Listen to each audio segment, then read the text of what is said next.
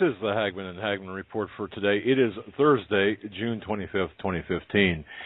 We're coming to you live from the studios of the Hagmann and Hagmann report here based in Northwest Pennsylvania. I'm Doug Hagmann at the helm with fellow investigator, researcher, and most importantly, my son, Joe Hagmann. Together, we are the Hagmann and Hagmann report, America's premier father-son investigative reporting team. Now, our job is to bring you the news that propels the headlines, the news that is really convoluted, isn't it? It's hidden amid a funhouse of smoke and mirrors that we call the carnival of the corporate media. We do the headline and news triage so you don't have to. Once again, we'd like to thank all of the new listeners, all of the veteran listeners for checking in with us, for supporting us, for your prayers, for your kindness, your kind words, emails, letters. My goodness, thank you so much. For the new listeners, we broadcast live Monday through Friday, 8 to 11 p.m. Eastern Time. Our home base on the Internet is hagmannandhagmann.com, and you can access us live there, as well as accessing all of our past shows. Just click on the RSS feed for now. We've got some things working that, folks, you're going to be just delighted. I know you will. And, of course, from hagmannandhagmann.com, you can connect to our social networking sites and, most importantly, our original investigative reports. You know, tonight we've got such a special program. It was last week, I think it was, Joe and I were we were inundated. I mean, absolutely inundated with emails from people who said, you've got to listen to John B. Wells, The Caravan to Midnight, episode, I think it was 309. A woman going by the name of DJ, laying out her findings about Jade Helm 15. Now, we've been talking about Jade Helm 15 for a long time, and many people in the alternative media speculated what exactly it is. And we know it's a paramilitary exercise, but it's much more than that. Well, we had listened to the interview with John B. Wells with DJ, and we were just blown away. You talk about research. The research that this woman has done. Right before airtime, I said, I really should send her a private investigator's badge, because the level, the scope, the depth, the breadth of her research is just absolutely stunning in terms of her findings. We're going to be getting into that. And oh, by the way, you might hear other people talking about similar or the same findings that she has. Well, let me tell you something. She is the source behind all of that information. In other words, no one else, not us, no one else found this information. She did, okay? Our guest did.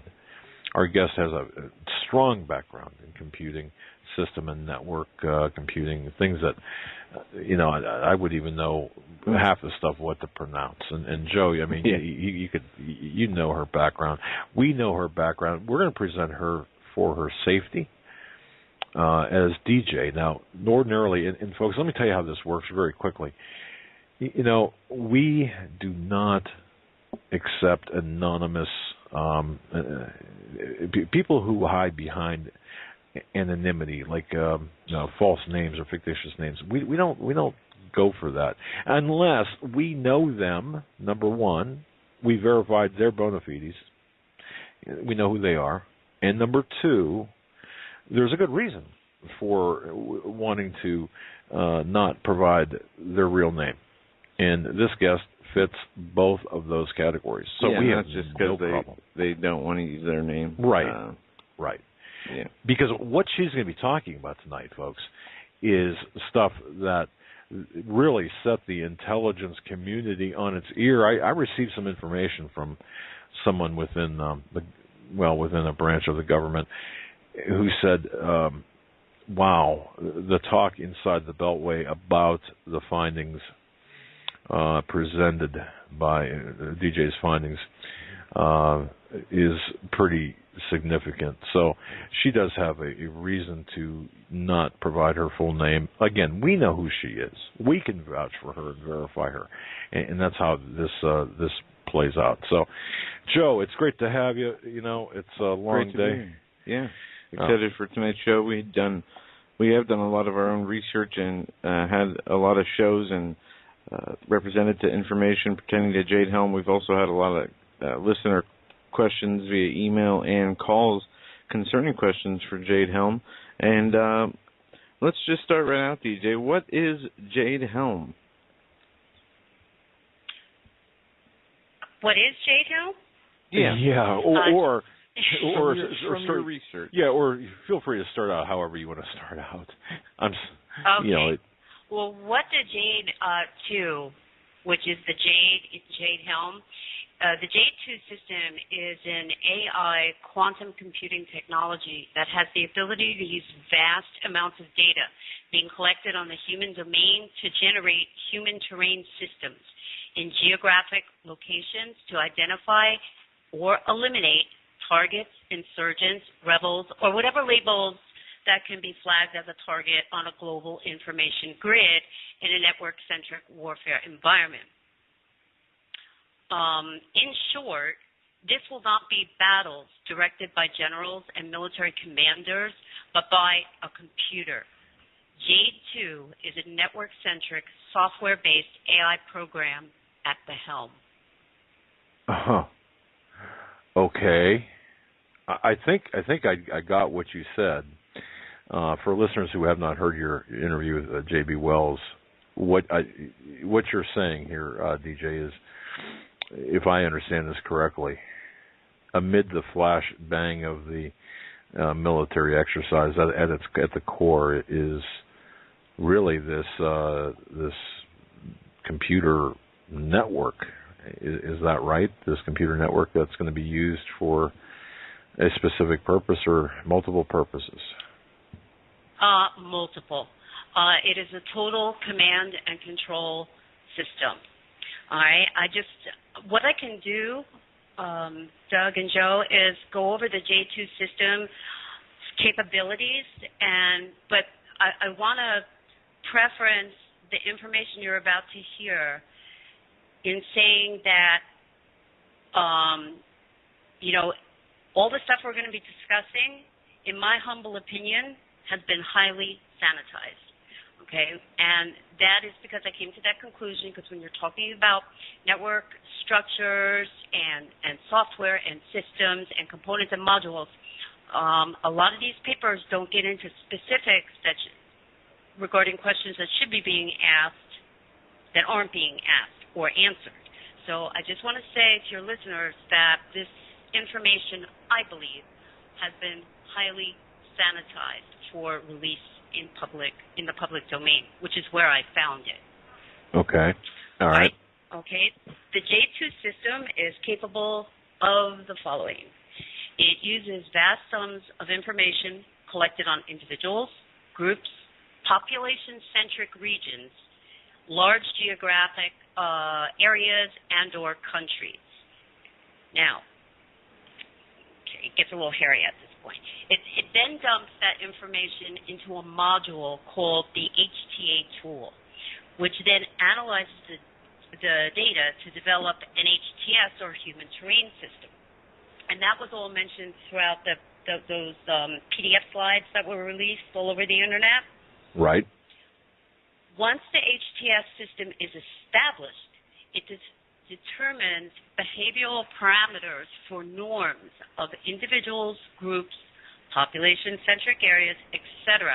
The establishment of these formulated parameters over air, sea, land space, and cyberspace is known as the human domain. Okay. It can then, once it establishes that, it can then identify, extract, or eliminate perceived threats or targets based on deviations from these norms. Now, Jade can also examine the human terrain system over time with the use of thousands of remote sensors, both audio and visual, as well as real-time communication monitoring and other HTA tools to change or rewrite its own program parameters in a particular human domain. Okay, this new information or program template, let's call it, as well as any other previous program scenarios, is then stored in what's called its prodigy module, which is actually the battle planning suggestion module, and it can be retrieved at any time for any intended purpose. Wow. So this is a cataloging system. Okay, this is a human inventory system, isn't it? Oh, yeah. You will see how that works. Okay. Okay, as this is a knowledge-based or data-driven artificial intelligence system that conforms to a mixed initiative, being military or civilian, it's able to generate complex deployment and battle plans in seconds versus hours, days, or weeks. It can create holographic battlefield simulations on the fly. Now, the deployment planning starts with the receipt, and this is the military aspect, okay? The deployment planning starts with the receipt of a mission statement, which is then run through what's called a CBR, or a case-based reasoning module, to produce an ACOA, or an adaptive course of action. Keyword, adaptive. Adaptive to what? Adaptive to the human domain. That would be us. It adapts its plans based on the changing terrain of human activity, or ABI, activity-based intelligence. Now, what are some of the elements classified as activity? All right, those would be, some examples would be your communications, financial transactions, travel patterns, behavioral patterns, social media content, and emotions. And yes, this system can read and measure human emotion. And as this activity can change rapidly in a crisis event or warfare scenario, it's able to change or rewrite its own COA, or course of action, on the fly. The system is aware. It has total awareness, even in a rapidly changing environment. Oh, my. All right, now the format module, or the force management module, was developed by the MITRE Corporation and is used to support knowledge acquisition. That's data collection. That's what the NSA is performing on everyone, not just identified threats, but everyone. Why? Because this government now perceives the American people as its greatest threat, and it will use a computer-driven military to clamp us down. Patriots will be classified as terrorists, and the true terrorist, the U.S. puppet government, who receives its directives and agendas from the ruling elite, will be deemed patriots to be protected at all costs. Oh, my. Have you ever seen that series? I don't know what network it broadcasts on, but it's available on Netflix. It's called Revolution. I have not. Revolution. No, I'm not familiar with that either. Well, I saw it after I had started doing the research on this, and I was like, wow. This is pretty close to what seems to be going on. Anyway, just, I digress. Well, I'll digress a bit here, too. You mentioned the MITRE Corporation. I know we have a lot of stuff to talk about, but, folks, if that sounds familiar, remember a few years ago, John P. Wheeler III, a Vietnam veteran, seasoned Washington insider, he was discovered, of course, dead. It was a homicide in this is back in 2010, I believe it was. Folks, you just search John P. Wheeler III and MITRE Corporation. You'll find just a tremendous amount of information. And the MITRE Corporation is out of McLean, Virginia. It really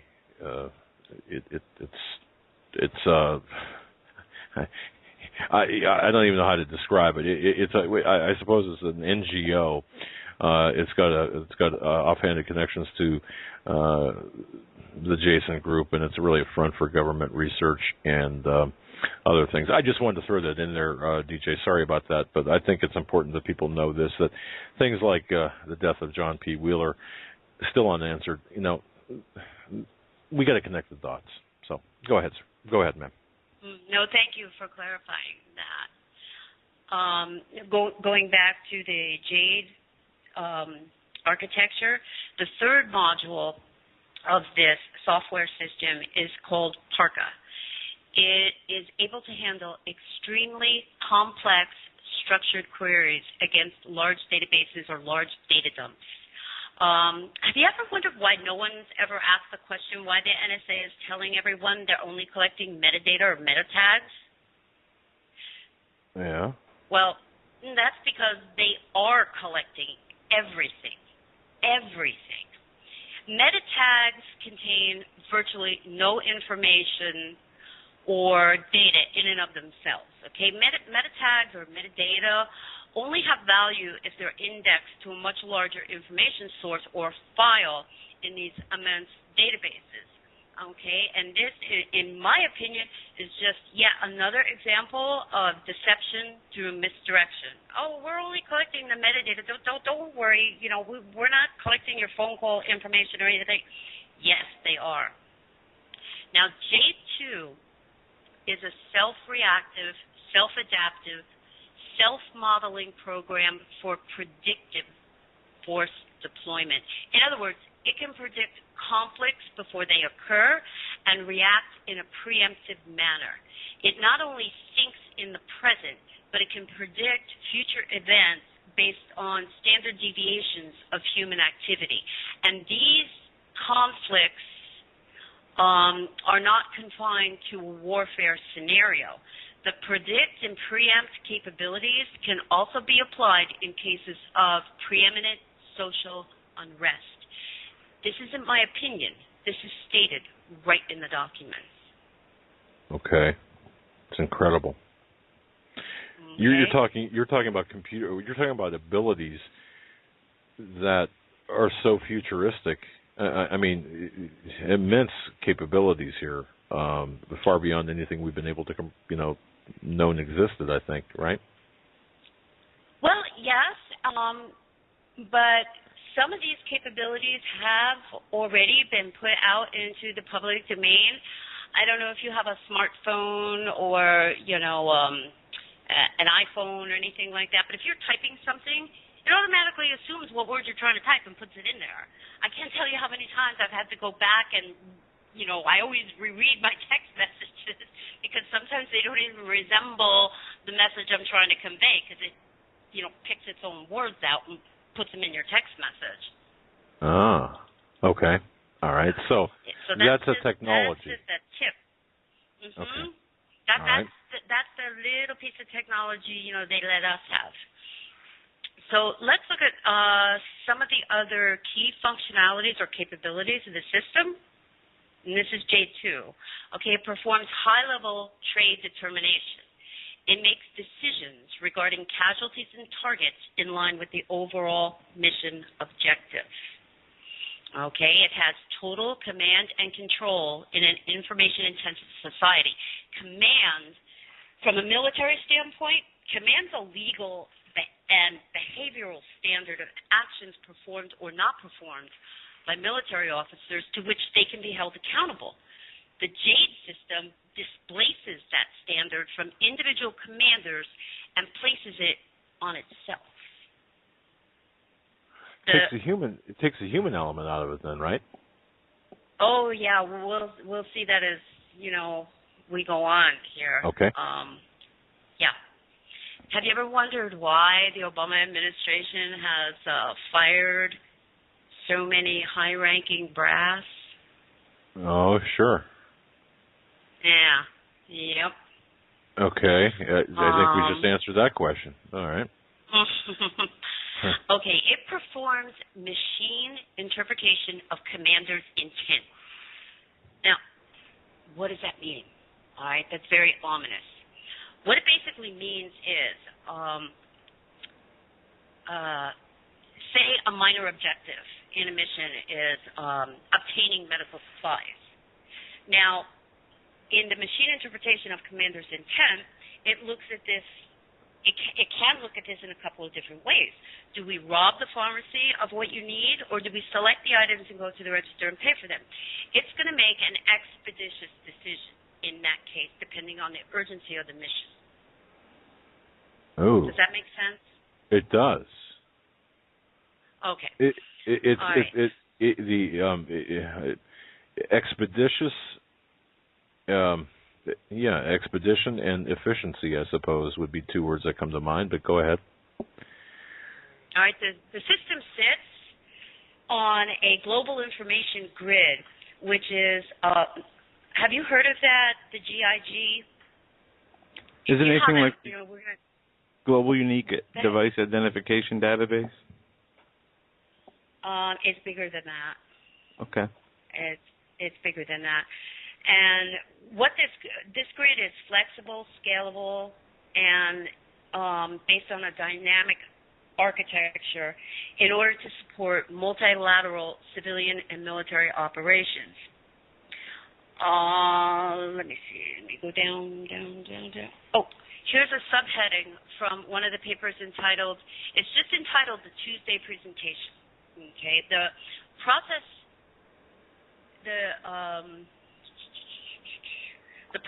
of sense-making in complex human endeavors.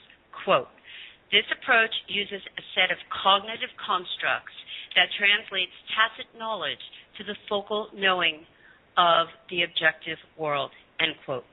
How are they accomplishing this? They're mapping your mind. Now, J2 is capable of another functionality called macrocognition. And what that basically means or does, it is able to dissect the human behavioral process. Its cognitive and adaptive learning capabilities enables it to predict intent of an adversary or target, as well as predict a range of potential behaviors of targets and formulate a preemptive response. Now, I'd like to read to you another statement from that same paper to justify the rollout of J2. And that is, go down here. I can't imagine what your office and desk looks like. I just can't imagine. Go ahead. Okay. Quote, for a joint force commander to define an instruction set to a civilian or military joint force mission to transform a failing state to an agreed upon non-failing end state is a problem for these people. Okay, end quote. The section goes on to say that rapidly changing dynamics presents a cognitively difficult task for commanders and practitioners. So now they have a system that will do that for you. The system is networked to, remember we talked about the global information grid just very, very briefly. I'll explain that more a little bit later. The system's networked to tens of thousands of distributive cognitive components, which are the remote sensing devices that we all interact with or that interact with us as we go about our daily business. And that might be biometrics, places that are using vein scanning, retinal scanning, fingerprinting, that type of thing. Okay. Now, the J2 can reconfigure its own network topography to optimize communication and data transfers. In one of my other reports, I talked about BBN Technologies' use of bandwidth extenders on cellular and wireless network architectures. This is what they're referring to. An example of this may look like, you're talking on your phone, you're on a major interstate highway, or you're just driving through the city, and you lose cell service in a particular area or for a particular period of time, when in actuality your bandwidth has been reallocated to this system. It could also appear in your home as a disrupted TV signal pixelation, for example, on a satellite feed or freeze on a satellite feed, that means your bandwidth being reduced, choked off. Boy, I've seen that happen a lot here recently. Okay. Wow. I've been seeing that a lot recently myself, too.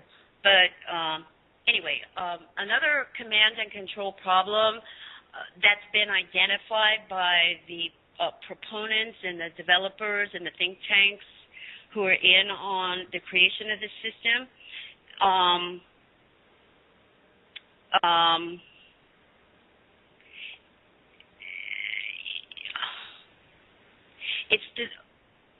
Let me try and phrase it this way. It's designed to handle the fact that the enemy has always been able to adapt to a rapidly changing environment, hide itself from exposure. So in order to combat this, all right, this system had the kill chain is what it's referred to, had to be compressed from hours to seconds so that the enemy doesn't have time to react. The system removes the administrative delay in the kill chain. It has no moral compass, empathy, or regrets. Nice. Yeah.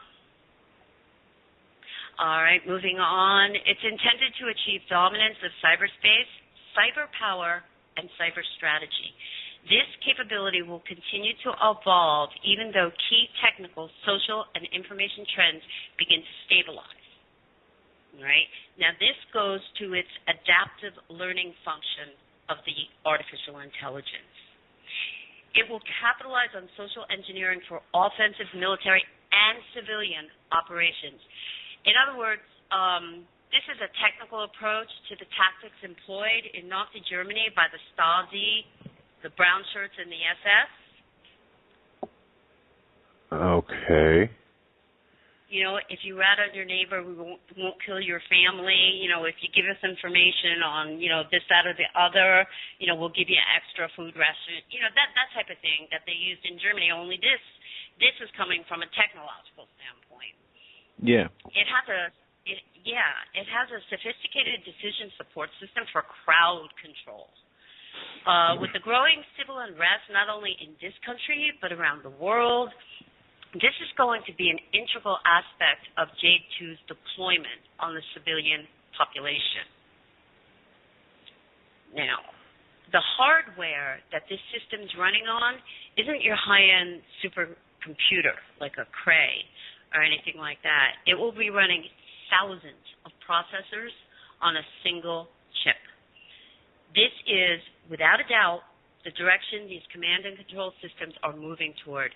You just can't process the vast amounts of data being collected using conventional computing technology that we have today, along with, I don't care how complex the algorithms are, you can't, in my humble opinion, it can't be done. And I'm going to try and explain why as we get further into this report.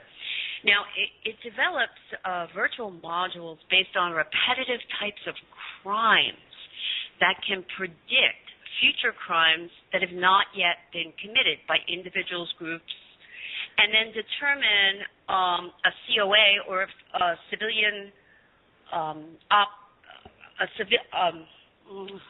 a course of action and execute it. I mean, this is Minority Report's pre-crime technology. I was just thinking that. Yeah. Okay. Mm-hmm. Wow. Hang on a second. Let me. I knew I was going to need duct tape to wrap my head tonight. I'm not sure if I've got enough duct tape here in the office. Seriously, this is really incredible. Folks, please, if you have to take notes, but please understand what DJ is talking about. We're so thankful to have DJ as our guest to explain the computing aspects of side of Jade Helm. Once again, our guest is DJ. You folks, you might know her from episode 309 and 314, I believe, from Caravan to Midnight, but she's a system and network expert, computer expert, and gracious enough to share her findings with us. So go ahead, DJ. Thank you. Go ahead. Okay. I don't know if I'd call myself an expert, but I do have my engineering certifications in the field. So, I'm sure there's people out there that could understand this a lot better than I can. I'm just trying to put it in a context that hopefully more people can understand. The JADE system is going to be tapped into and using NATO's Human View products. Now, hang on one second. Let me see if I can explain this to your viewers here. I didn't go into an explanation in this part of the report, but NATO, Human View Quick Start. I know there's a...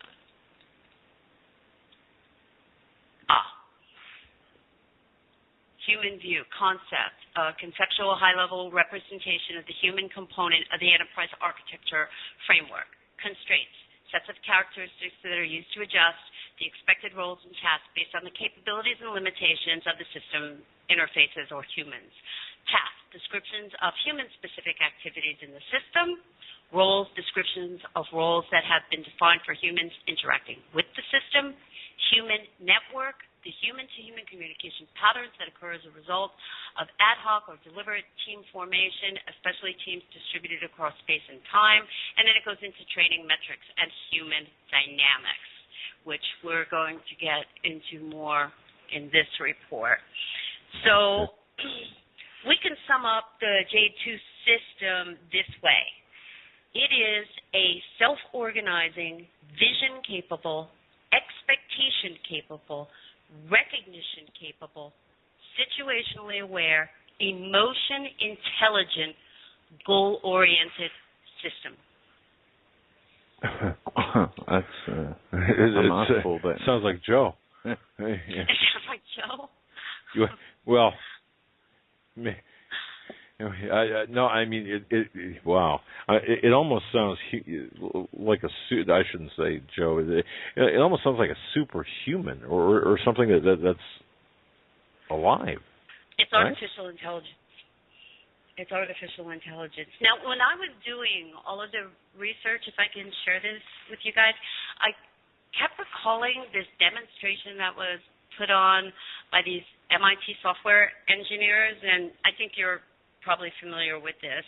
And it was in the beginning of the days of AI. I don't remember if it was in the 90s or early 2000s, but they created a CGI, a computer-generated image of a lamp on a standalone computer. They assigned it certain information regarding the material it was made of, natural laws like gravity, balance, and their goal was using the AI model to teach it, or more specifically, to have it learn how to dance. Now, not much was happening in the lab during the first few hours of running the program. So, they went out, went back to their dorms, and they came back the next morning, all right, they flipped on the monitor, and this lamp was twisting and spinning all around the computer screen. The engineers, it was dancing and twisting and jumping and bending, dancing. Now, the engineers, although they were absolutely delighted that their experiment worked, they issued a dire warning about putting this type of AI technology out, or I should say unleashing this technology on a distributed network. That CGI lamp was able to learn and evolve in 24 hours what it would have taken humans 1,000 generations to accomplish. Think about that. Okay, I'm just trying to wrap my brain around that. I'm still stuck at the lamp dancing. I would be. Oh. Wow. Well, so I started to ask myself, why do you think there's so much hype being generated about the Jade Helm 15 exercise? Because, you can't argue the fact that people are upset, nervous, angry, concerned about this exercise. Sure. Okay. And there's a lot of real concern regarding the Jade Helm 15 exercise, and the concerns being expressed are valid.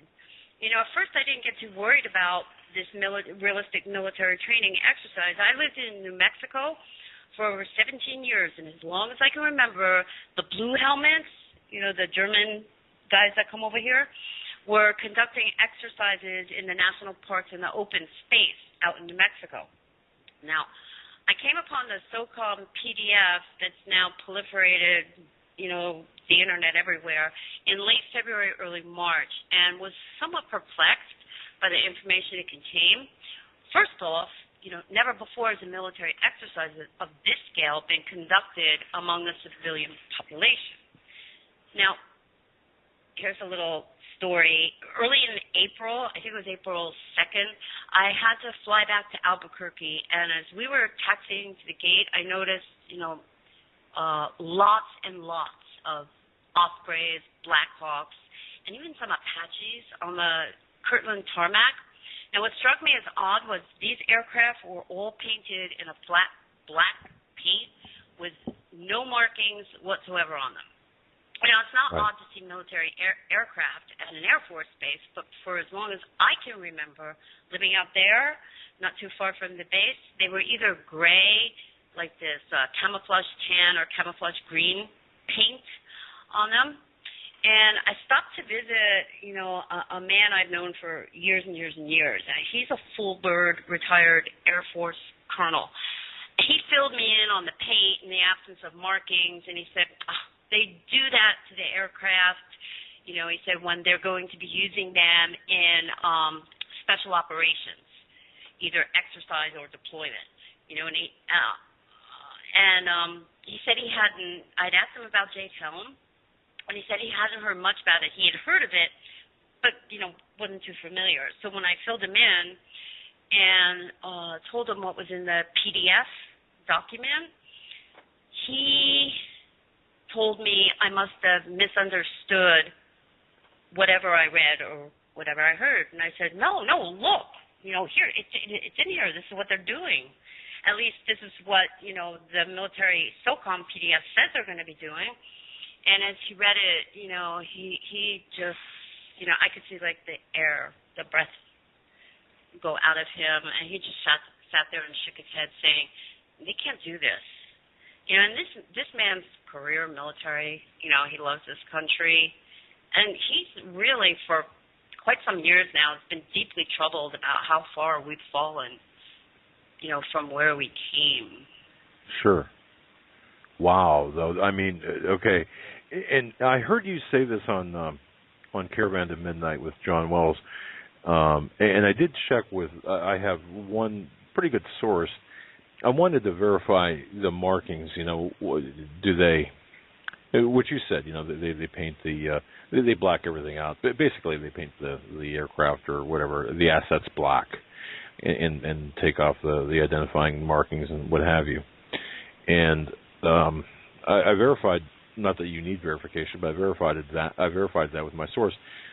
But in the context of overseas or other than the continental United States or the United States, according to my source, they don't do that here.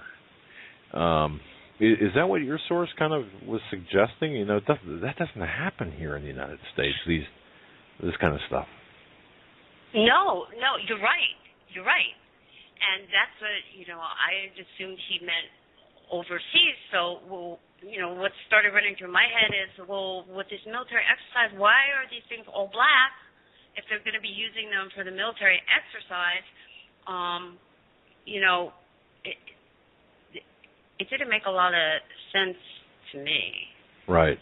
I could see it, overseas, but if you're going to be doing it here, like I mentioned, I lived in Albuquerque for over 17 years, and Kirtland Air Force Base butts right up to the Albuquerque Sunport. They're just on the other side of the fence, so to speak. And where I lived, they used to run military air exercises all the time. And when those Ospreys flew overhead, my whole house shook. Those things are just so heavy and slow and loud. But they were marked. I mean, you could they had the tail markings on them. They had the U.S. star and with the stripe going through it on the tail. They were marked. I mean, you could tell they were U.S. aircraft. So if they're planning, why would you black these out? And that's a very good point you made. If you're going to be using them in a domestic military exercise. So, yes, you make a very good point. The phrase that was stated to me was behind enemy lines. These assets blacked out would be used behind enemy lines, or in a position where identification would be would not be desired. So, it's all, you're painting a picture here that we are, of course, we are the enemy. We knew that, but now you're confirming that America is the battlefield, and we apparently are already behind enemy lines. Okay. Wow. Go ahead. So I think that the hype or the concern over this exercise is genuine, but it's also intentional. The fear, anxiety, and uncertainty of the exercise is being expressed all over the internet, all over social media and communications networks, and this data is all being harvested, all of it.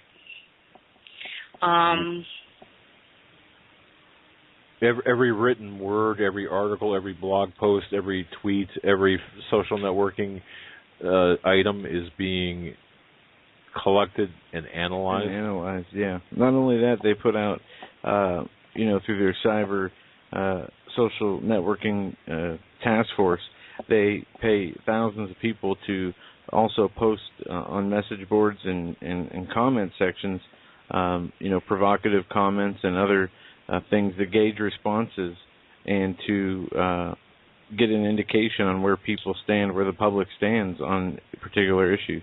Domain mapping, human domain mapping. You're absolutely right. Man, mm-hmm. Okay. You're right, Joe. Okay, and the explanations that's being put out there for public consumption regarding this exercise is ludicrous. First, the fact that they're conducting what's supposed to be a realistic military training exercise with only 1,200 to 1,600 Special Forces troops over an area that encompasses about 25% of the landmass of America is insane from a traditional military standpoint. Boots on the ground. Second, they said the Southwest was chosen because the physical terrain is very similar to the Middle East.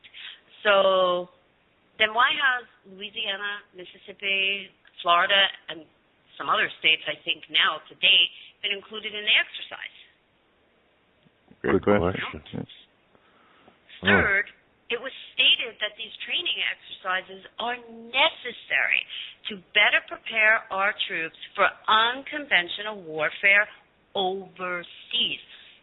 Now, let me explain something that I also found when I was doing all this research.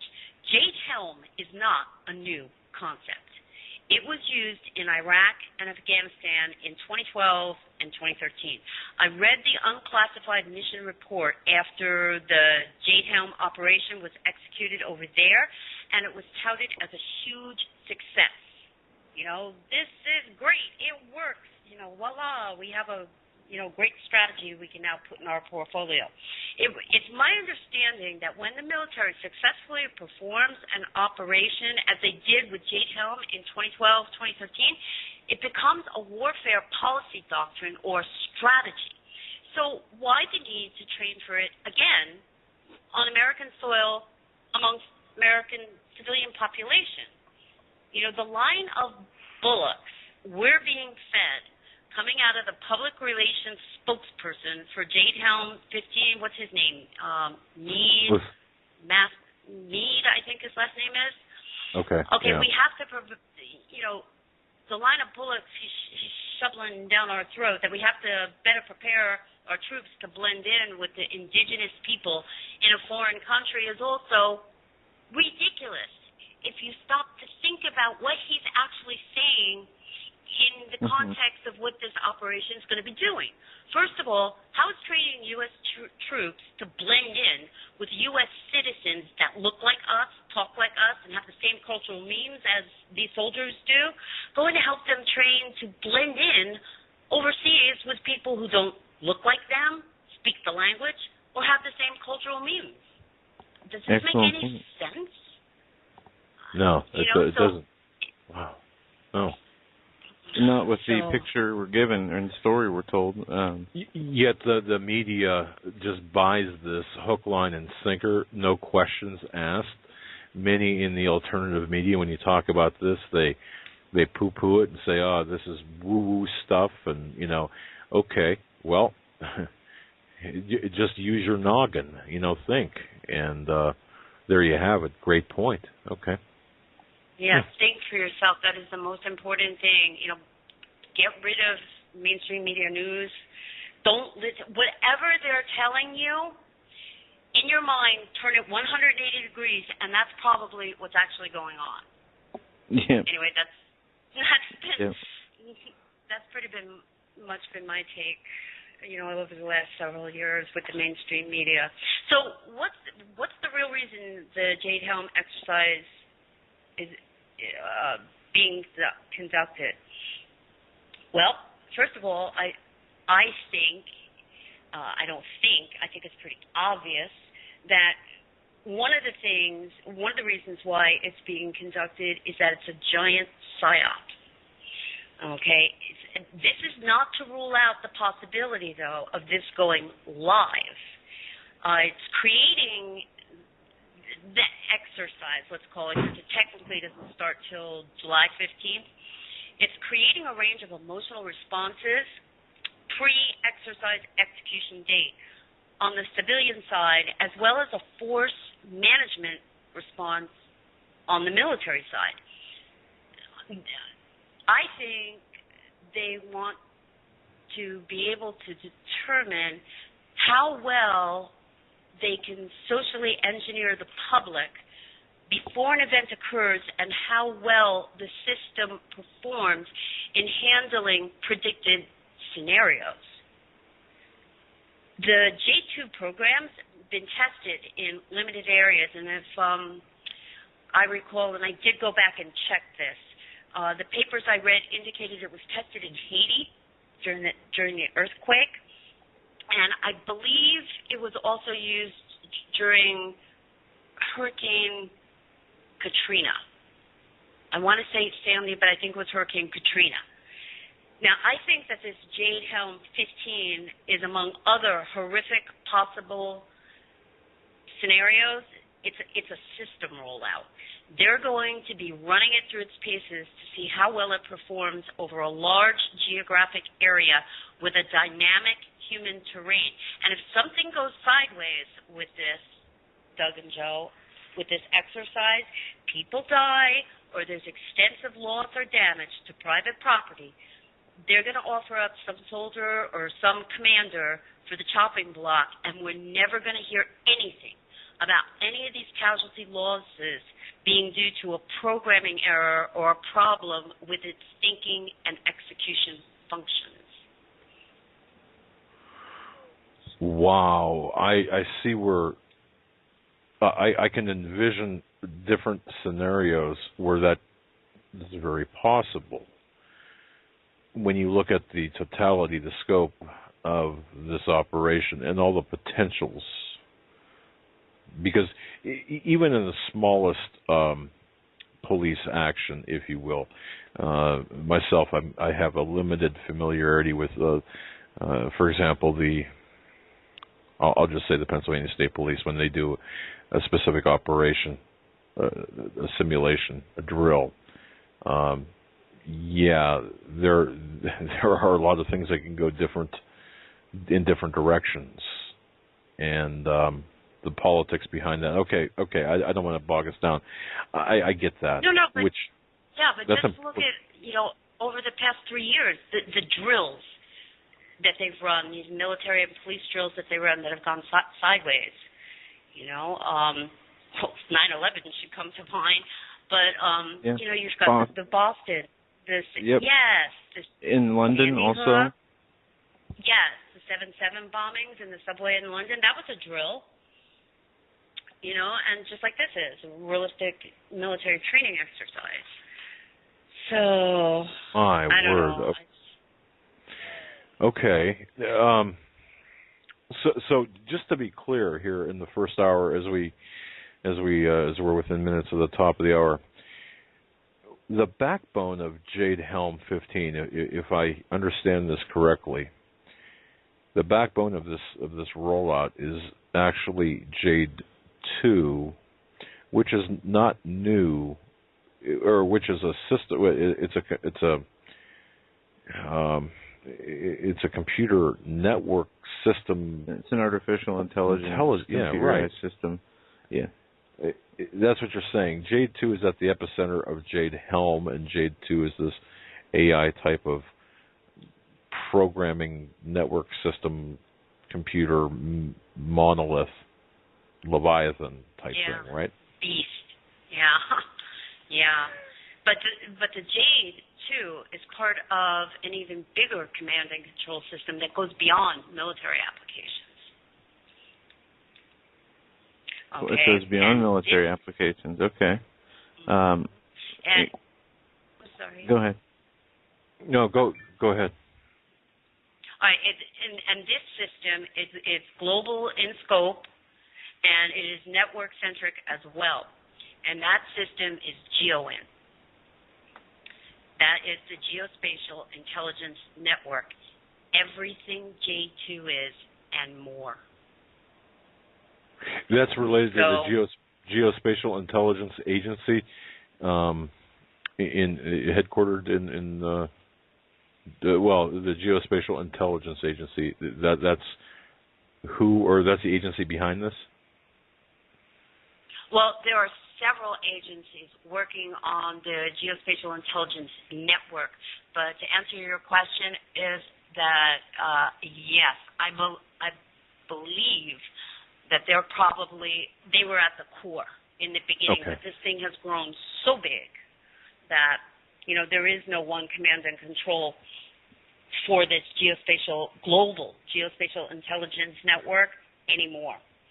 Okay, GEOINT is a tool for the proponents of global government to cast a neural net over humanity. And so how do you control 7 billion people? Well, you control the environment they live in, a complete, all-encompassing command and control system. This program or technology has found a way to circumvent humanity's resistance to the RFID. Microchipping the global population? I haven't heard too much about that lately. This technology even surpasses RFID in that RFID or microchipping is a transmitter-receiver which can be disabled or removed. When people are used as physical geolocated nodes on a network in a human terrain system, how do you remove that? Yeah, you know, and I've been doing extensive research on the RFID, and we have the presidential actions, the national biosurveillance strategy. They have the national or the digital government 21st century strategy. They've put several executive orders and presidential policy directives in place to establish this, along with the other government agencies, such as the Office of Department of Health and Human Services, the Office of Inspector General, the FDA, etc. It's law, and just they're waiting to implement it through pilot programs. And right, but Joe, I think what DJ was saying, though, this geospatial, this network, this mapping, and DJ, what comes to mind is that would be like the tightrope that the population would be forced to walk across. RFID would be the safety net that would catch those that perhaps might fall off of the tightrope, so to speak. Absolutely. In other words, okay. Okay. Wow. Absolutely. People All right. will be reduced to the sum total of the data that's been collected on them. So how do you remove who you are?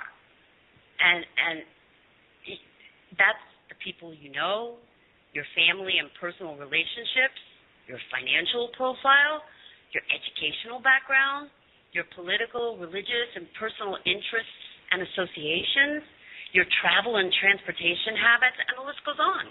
All right, this neural net they've been constructing for a number of years now is being supported and distributed by multinational intelligence collaboration. Domestic interagency intelligence collaboration, that's your local law enforcement, your sheriff's department, community organizers, things of that nature, and by the proponents of global governance, one world order. Now, unless you have any questions, I'd like to go over some key points discussed in the 2010 symposium on GON entitled, you ready for this? Mastering the Human Domain. This is from 2010? Yes. Wow. GON Symposium. Mm-hmm. Okay. Okay. GON intends to master the human domain through the following concepts: human dynamics, human terrain, and human geography. Domestic threat centers, what are they called? Fusion centers? I never remember this. Yes, that's it. Threat fusion centers. They're not just in the United States. They're global, and they're an integral part of this program. They'll be exploiting the human dynamics of people of a region or nation-centric population areas. Now, how are they going to do this? They're going to do it on the larger system, okay, through the use of ABI, which is activity-based intelligence, gathered from open source data. What's open source data? Well, that's stuff like Facebook, LinkedIn, the internet, your cloud computing and cloud storage facilities out there, social networking platforms, cell phones, the list goes on. Now, ABI is defined as all aspects of human activity, all aspects. It's the presence of activities, transactions, both physical and virtual, culture, social, structural organizations, networks, and their relationships, motivation, intent, vulnerabilities, and capabilities of humans as single individuals, groups, or larger population-centric areas across all domains of the operational environment, air, land, sea, space, and cyberspace. All the collected data is to be geolocated to a specific spot on the Earth and tied to a human node on that network. This process is known as georeferencing. Now, the philosophy module, which is an extension of the AI Foundation, is using two rather ominous or contradictory concepts. The first is data neutrality. And what that says is that all data is equally viable in the analytic process of ABI. So let me try and put this in a frame of reference. You have three people and you put them an inch away from an elephant. Okay, they're only an inch away. One is at the elephant's leg, one is at the tip of the elephant's tail, one is at the tip of the elephant's nose, the trunk. Now, they're all giving you feedback or data on what they're seeing. All of it is correct from their reference point, but none of it is accurate from the point that they're looking at an elephant. Okay? Does that make sense? Indeed it does. All right. Now, the second aspect is what they call sequence neutrality,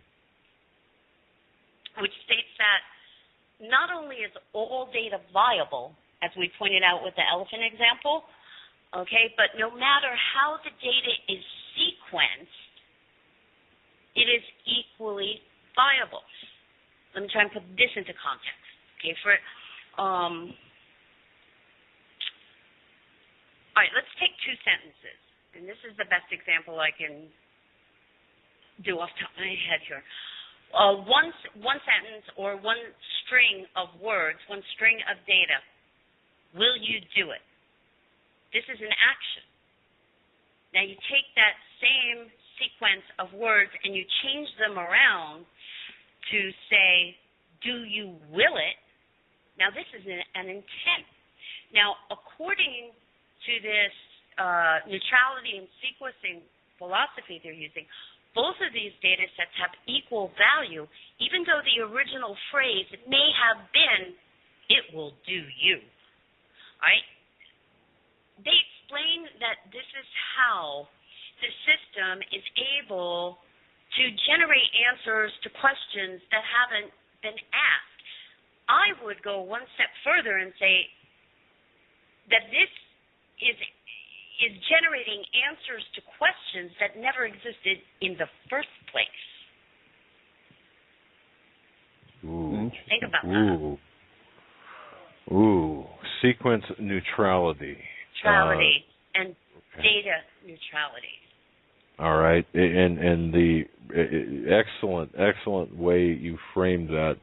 One is an action, one is an intent, and one is perhaps an event that has yet to happen. Right. Oh. Right. It will do you. Right. Absolutely correct. I couldn't have summed it up better. My goodness. Wow. But in the papers, and I won't even call them concept papers because this thing's already been rolled out.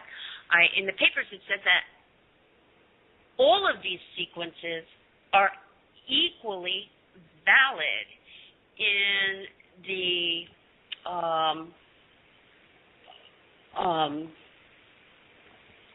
phrase modulation, all right, of the way the system interprets intent. And to me, whoa, that just says to me this thing has potential for, major problems. Certainly. And with that point, if we could stop for the top of the hour break, we're at the top now, and this would be a good point to break off. Folks, you're listening to the Hagmann Hagmann Report on this Thursday, June 25th, 2015. We are joined by our special guest, DJ. Go to level9news.com. That's level9news.com or hagmanandhagmann.com. You can find the information directly from our website. We're talking about Jade Helm 2015 and what it encompasses. And just the feedback quick from my guest, this from Jack Joe. She is spot on, and it continues to complement what you were saying, DJ. Lots of good feedback so far. We'll pick it up on the other side. Stay with us. Report. Our guest today is DJ. She was a guest on John V. Wells' Caravan to Midnight, episode 309 and episode 314, discussing Jade Helm, and the website under construction, level9news.com. Keep that handy, bookmark that for updated information. And DJ, how long do you anticipate that until the website's up and running? I don't know. It's already behind schedule. It should have been up the June 1st. And I'm having some problems, some issues. I'm, as you can imagine, running around. I've got a lot of different things that I'm doing, and I was relying up until a point on some outside technical help with experience in CMS modules that lay on a Joomla platform that I'm going to have to keep looking. Oh, yeah, I get that. Look for some new talent. I'm not sure what language that was. Well, to the audience, just level9news.com. Keep that handy and check on it until it does come up. I'm sorry. I don't mean to keep interrupting you. Oh, no. A lot of my reports, though, are on I'm posting them on YouTube right now under Level 9 News just to get the information out there in the meantime. And the site that I'm working on is not going to be my site. This is going to be a community-owned, community-managed, and content-driven site by the people, who are subscribed to it, like people that are subscribed to YouTube or to your station, because I have a very haunting feeling that we may lose the internet, or at least our capability to be putting out this type of information very soon. Now, you know what? If we can digress here just for a moment, many people that we talk about losing the internet. Obviously, companies rely on email. They rely on the internet for business, banking. Are we going to lose that as well as, we'll say, the informational part of it, or will it kind of like split into two, where websites like ours and alternative media, they just won't exist, but you can still do your operational stuff. What's your take on that? Yes, what you said. No, okay. I don't think they can take the internet down, because don't forget, banking predominantly works on the internet. I mean, everybody's doing their banking their banking transactions, financial transactions. Many people now are doing a lot of their stock transactions themselves over the internet. So that part of it is not going to go away. But I think our ability to speak freely and speak out and disclose information that humanity needs to know about, that part of it is going to go away. So this site that I'm building, it's physically hosted in Iceland right now. Okay. So which will at the very least buy you more time and provide you with some level of insulation against the censorship. Now, whether or not in order to access things, we might have to jump through some hoops, but at least the information will be physically there, or at least there. I understand. Wow. Well, thank you for working so hard. And if I just want to say this, folks, knowing what I know about our guest tonight, I mean, she has worked extremely hard. I mean, I can sing her praises for the entire show, believe me. The information that she has developed, it really complements the information. For example, tomorrow night, Nathan Leal is going to be on. It's very consistent with Nathan's findings. Nathan approaches it from a different perspective. What DJ is doing here, using her expertise, and I use that because I really believe in expertise outside of the legal venue. I can't think of a better word. You really have a great working knowledge of this, and when I listened to your interview with Mr. Wells, I could hear the cogs moving and the everything kind of clicking into place, where you really presented a picture of this so accurately. I mean, it was outstanding and astounding at the same time, just as you're painting it tonight.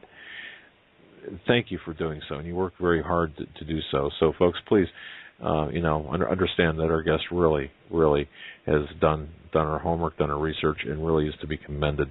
And everything you hear out there that talks about this, what she's talking about tonight, originated through her hard work. Just keep that in the back of your mind. All right, go ahead, DJ. Oh, thank you. I appreciate that.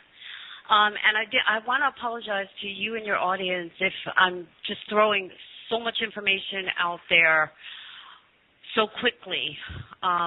Maybe, your audience can go back and listen to certain segments again if I didn't explain a particular aspect of the system that was understandable. Okay. You're doing a fine job. This is a very complex and an enormous subject. We're dealing about. You're talking about things that. Most people, if they're like me, I've got a hard time finding. If I have a problem with my computer and I'm on the phone with tech support and they say, find, press F12 and do this and do that, I got a hard time with that. This is way beyond anything that people are really familiar with. So no apology is necessary. But anyway, you left off at the bottom of last hour, or at the end of last hour with, I think you were number 3 of, I'm not sure. Data and sequence neutrality, and there you go. Yeah. And generating answers to questions that never existed in the first place. Man. Let's move on to the ABI, which a lot of people are throwing this acronym, this abbreviation out there all over the place. ABI, it's I've heard all kinds of explanations for what it is, but it's activity-based intelligence. It is one of the driving forces or factors in this system, and the ABI breaks the human domain down into 4 major data categories. First, you have the biographical data. That's who you are. Next is activity data, what you do. The third is relational data, who you know, family memberships, personal relationships, organizational memberships, religious affiliations, and on and on and on, political affiliations, that type of thing. The fourth, the contextual data set, is the information about the environment in which the entity, you, the human network node, is found. Demographics, political environment, cultural norms, social interactions, tribal customs, and on, that type of thing. It is the glue in the ABI's ability to map the human domain. That is the most important data set in the 4 ABI data set breakdowns. Now, do you remember the Obama phone scandal? I guess Obama has gone out and went into the inner cities and gave all the poor people these cell phones, these smartphones, and you remember that? Yep. Okay. Well, this was a means to put the required technology into the hands of the people who couldn't afford it, so they too could be tracked.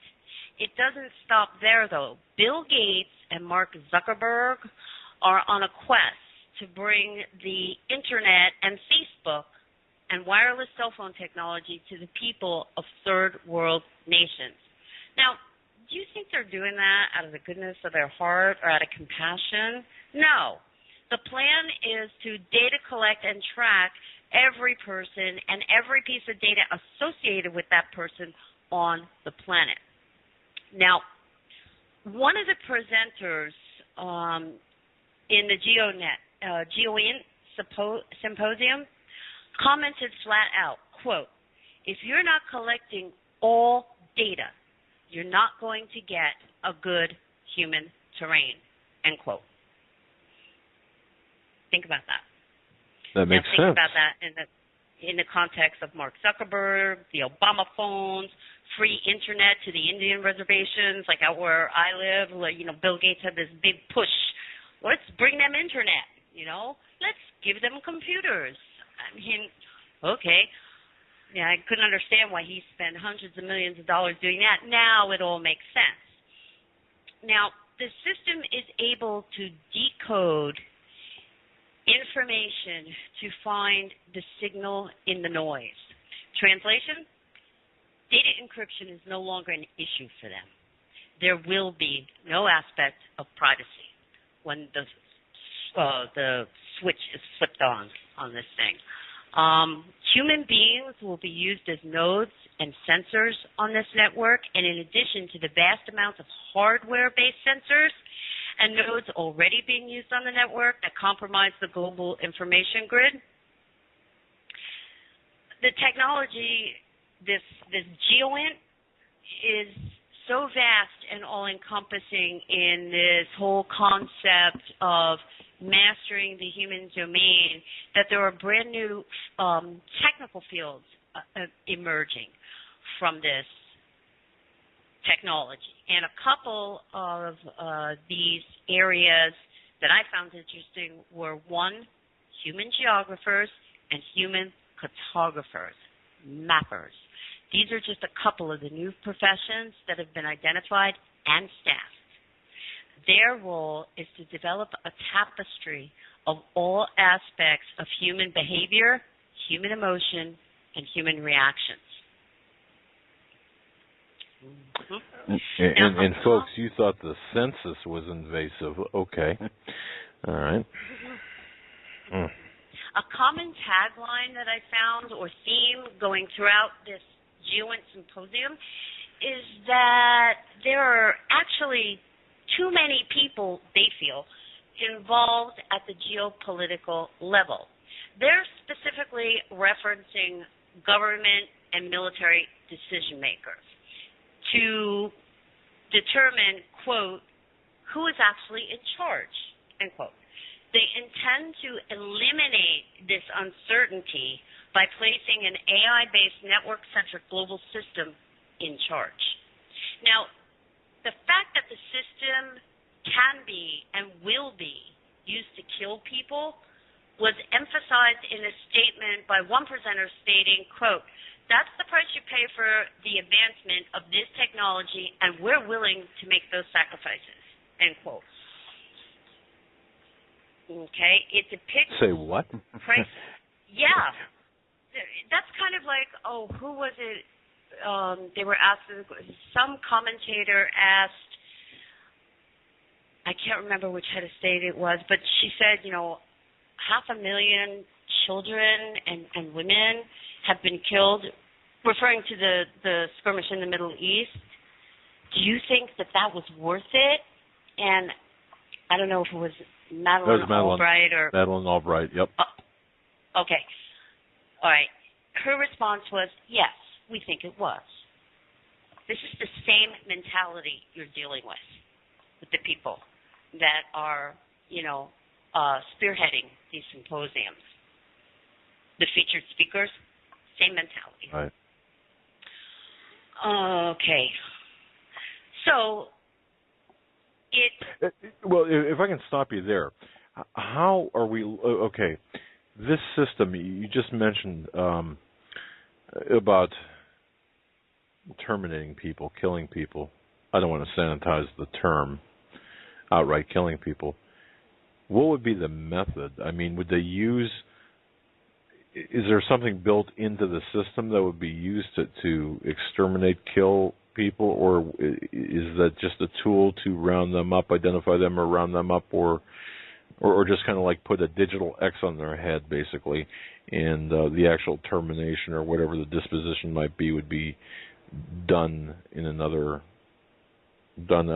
elsewise? The answer to that is yes and yes. In the Jade 2, which is, when we were talking about the Jade Hell 15 exercise, and this is why I'm beginning to wonder if this is why there are only 12 to 1,600 Special Forces troops that are going to be utilized in this exercise. This system can deliver force management and force deployment orders and execution to boots on the ground. It can do that. Now, the other yes aspect in the GeoInt context to this is people are going to become human nodes on this global information grid, this geospatial intelligence network. You're going to become a network node. And I know I used the same example with John B., but I think it's a good one. I'm going to use it again. I'm sitting here in my office. I have all these computers. I've got all these monitors.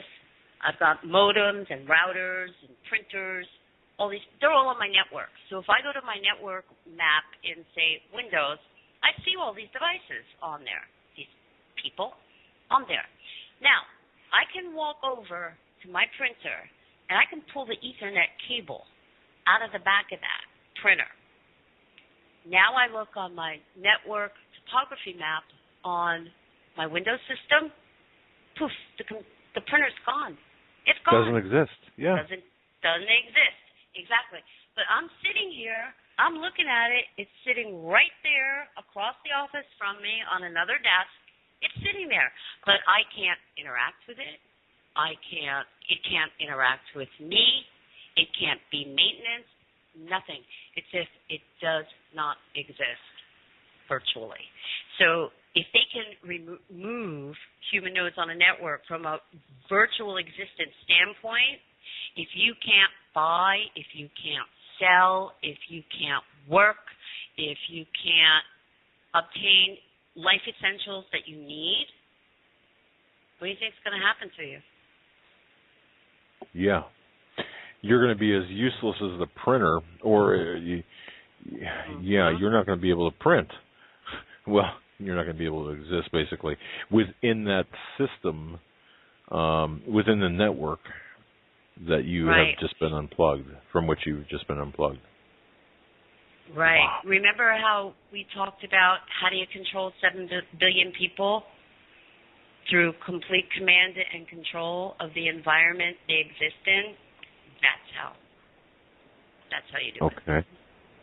So a real-world example would be essentially everyone is, and we need to understand the vastness of this. Everyone is a node in this network, and hey, if you don't conform to whatever the policy would be or whatever you needed to do, who knows what it might be, they can unplug you and bam, you're essentially on your own, ostracized. I mean, it's the ultimate burn notice, if you will.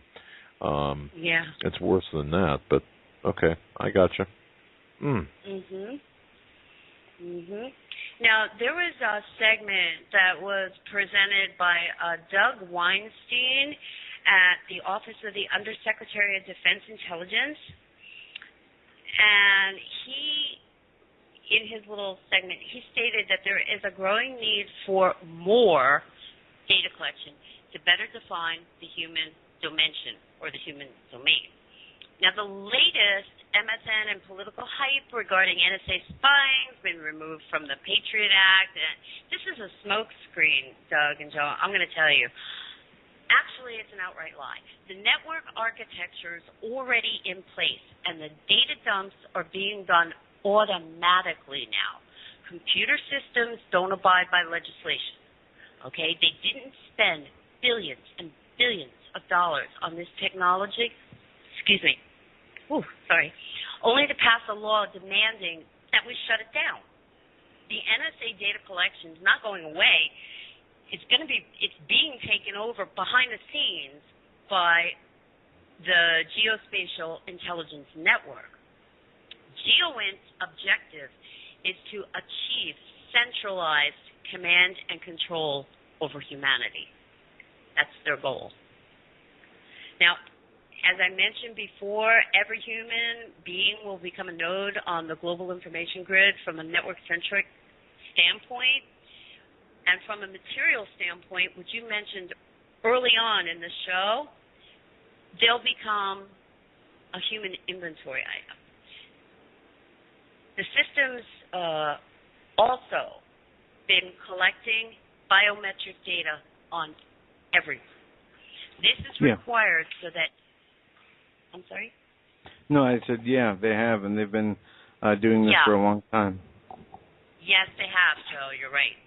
Now, this is required so that every human sensor or node on the network will have its own unique bio-API or biological application program interface.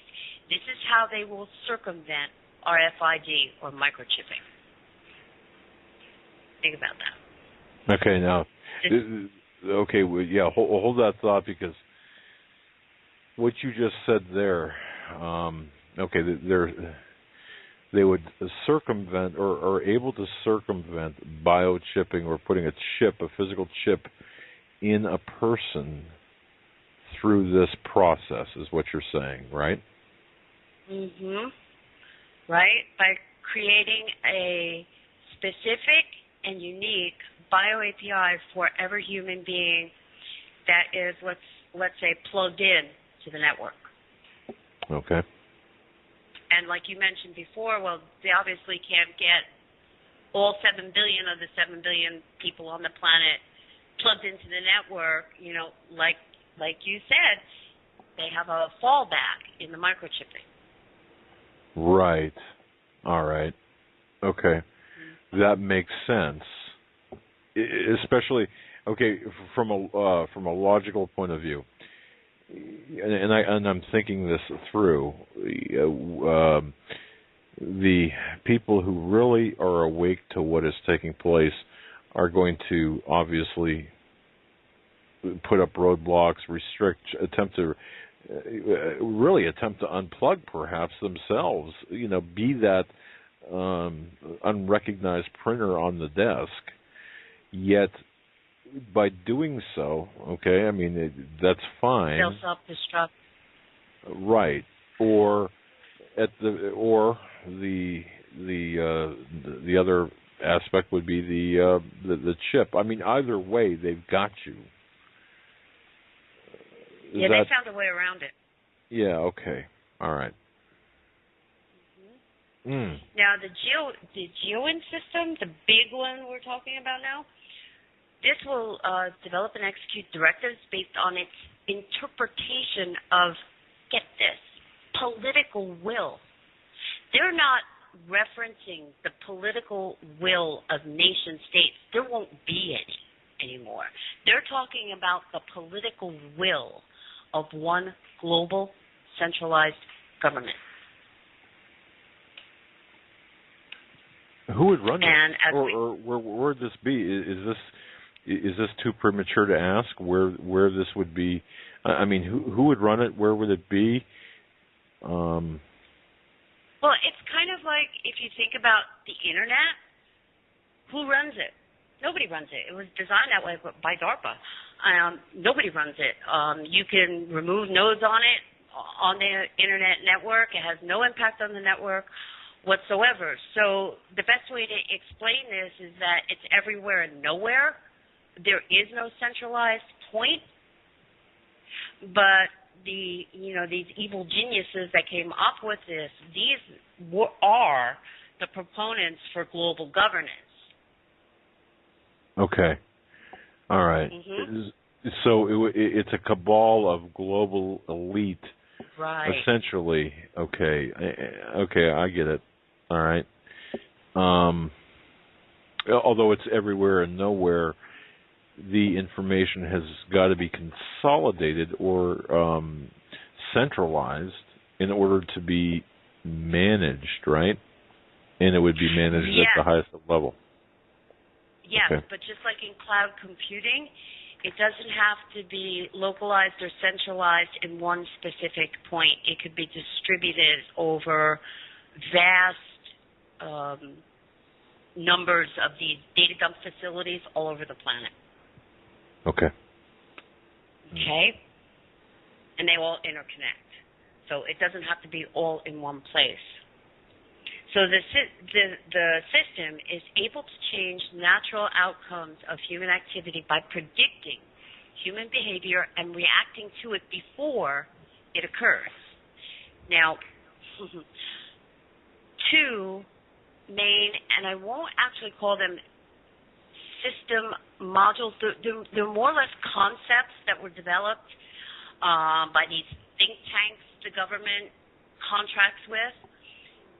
They're called edge and elicit. And for lack of a better term right now, we'll call it technology. These two technologies are key components for this, and they're referenced in not only the J2 final report, but also in the 1033 program and Obama's Executive Order 13684, 21st Century Policing of America and Intelligent-Led Policing too. Now, what are they? All right. Edge is a system. Remember going back to the network node thing and the ABI, activity-based intelligence. The edge concept uses how can I explain this? A perimeter of your node on the network. So your node actually has a data perimeter, and there are aspects within that outer perimeter that will touch or connect to the outer perimeter of another node on the network, human node, whether it be via a financial transaction, via social networking, via family, personal or casual relationships. So it's edging out how this person is connected to this person, who's connected to this person, ad infinitum.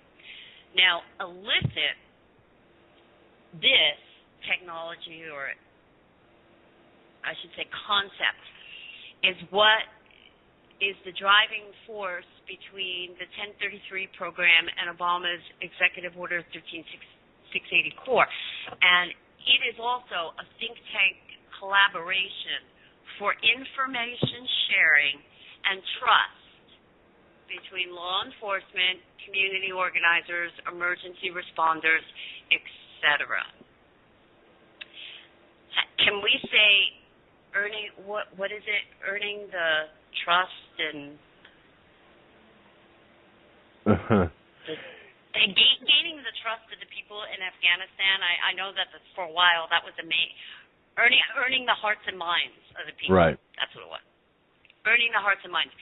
That's what illicit is predicated on. And it is, like I had mentioned, it's the main theme in the 1033 program and XO 13684. And this is how they're going to accomplish the earning the hearts and minds. And I can't help but notice, this I think was the third or perhaps the fourth time you used the term community organizing or organizer or variation thereof. I can't help automatically equate that with Satoru Obama, the renegade in chief at the White House, being in power conveniently at this moment in time when this system is this refined system, having been used in Afghanistan, Iraq, wherever. Now it's being refined here in the United States. I mean, so that's no accident. I take it. No, it's not. Mm. Here's another important aspect of the GUN Symposium. There was an entire segment of the symposium focused on harvesting all commercial data. Now, think for a minute. You wonder why no one's allowed to read the TPP, and they tried to fast-track it through Congress? Since that didn't go as planned, now they're repackaging and trying to fast-track it, through as a TPA. Right. Well, yes. This TPP and TPIP, the Atlantic and Pacific versions of this trade pact, is going to play right into this system. It breaks down sovereign boundaries. It, basically, from what little I understand, and you can clarify on this, is that if a corporation feels that they've been wronged in some way, or a nation feels they've been wronged in some way, they take it to a court or tribunal with like 3 sitting lawyers on it, and these lawyers represent pretty much the corporations. So the laws of your country and your trade no longer matter in these pact agreements. This all Correct. goes to globalization. Right. Exactly. Okay.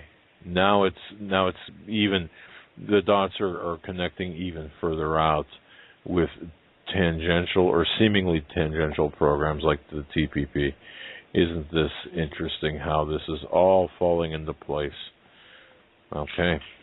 Why else would you devote a whole segment of this symposium to collecting all commercial data? It's a what good does point. That have to, you know? So not only are they collecting data using the methods we already know about in order to populate these huge data dump facilities like the one in Bluffdale and the one in Maryland, they're also now employing technology called dirt boxes. Have you heard of them? Just from you, dirt boxes. Oh, okay. Listen to this. This technology is installed on private planes. Hold on a second. Having trouble reading my screen here. Hang on a second. Yeah, my eyes are bleeding at this point. I know mine are starting to ooze themselves. This technology, it's hardware, okay? It's installed on private planes, and what they do is in a single sweep, they can pull information from tens of thousands of cell phones. I'm not just talking about your cell phone number and where your phone was or is on the GPS system at that moment in time that you get swept. I'm talking about all the data stored on your phone, mobile banking information, Facebook, social networking files, passwords, secure applications or sites you may have stored on there, in addition to all the other stuff we know they're collecting on it. So, I've been noticing around here, these small planes, we live on like a small ranch outside of Phoenix out here. And, these planes, they just circle and circle and circle and circle, for about 15, 20 minutes, and then they go away. And then we can see them in the distance. They're circling and circling and circling. So, yes. What the heck are they doing? And then it clicked. Oh, my God. Now, the FBI, I think it's the FBI, has employed FBI, thank you, Joe, has employed either 1,800 or 18,000. They've contracted out 1,800 or 18,000 private planes for the deployment of these dirt boxes. Why? Because it goes back to they are collecting all the data on you, all of it. Do they know what they're doing? I mean, do the subcontractors or the contractors, do they know the scope, depth, and breadth of what they're doing? No, I guess that wouldn't matter. I mean, I don't know what you feel about geoengineering, but I guess you could ask the same question with respect to the particulates they're dumping into the atmosphere. And they're doing it now. They're employing a lot of commercial airliners to do that, from what I understand now. So, do they know what they're doing? I don't know. That's are they being forced to go along with it? Are these private pilots being told, well, if you don't cooperate with this program, when your pilot's license or your plane registration comes up, this could be a problem. I don't know, but that's a lot of private aircraft to be using. Yeah, and it would obviously. I mean, we've been getting reports, many reports here through our listeners of accounts where these planes have been circling and fixed-wing aircraft circling over residential areas for periods of time, and from all over the country. So it's not just in the area where Jade Helm is supposedly, centered, but it's in Florida, it's in Maine, it's in Pennsylvania, it's in New York, it's everywhere. So 18,000 is quite a number, yeah. And they're going to deploy these primarily in population-centric areas because that's where the concentration of, these mobile devices and things are, rather than out in rural farm areas. You're probably going to see more of it in over, like development, population-centric areas. Right. Is that what they've been seeing? Yes. Is this where they've been seeing it? Or? Well, I could tell you right now, just from memory, and I started a file actually of people sending me emails. I started a file with the information, but Miami, a couple of reports from Miami, Charlotte, Memphis, Bangor, Maine, and I'm thinking New York, of the 5 boroughs of New York. We've gotten so many; it's just incredible. Philadelphia and Cleveland, and those are just from my from memory. And you notice none of those are in that 7 or however many state area Jade Helm is supposedly focused. But and usually, that's just an FYI. Yeah, I was just going to comment, though. Usually when you see a private plane flying overhead, it's on a flight path. It's going from point A to B. It's usually not doing circles. No. Circles in a specific area. And I just, I noticed that lately myself. And then when I found out about these dirt boxes, I was like, whoa. And we've not every, but I would say a large percentage of these flights that people have commented on have been at dusk or during the late evening in terms of time. Now, I don't know if that's just when people are noticing this, but certainly that's the largest percentage email-wise that we've been getting. So I don't know if that means anything to your research or not, but again, just for your information. I don't know, but I can tell you though, from out here where I live, we've been noticing them in the morning, early in the morning, because we're up very early to take care of the horses and the animals and stuff, and all of a sudden now, I'm out there in the arena and you're watching this plane fly around, going, what the heck are they doing up there at this hour in the morning? But Yeah. So. Wow. Okay. All right. So anyway,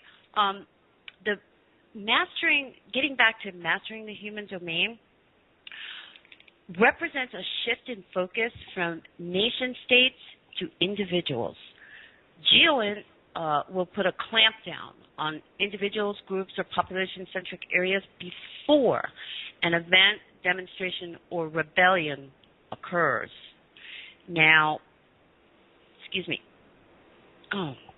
the lines between governments and the military have not just been blurred, as I told John B. They've been removed from this system standpoint.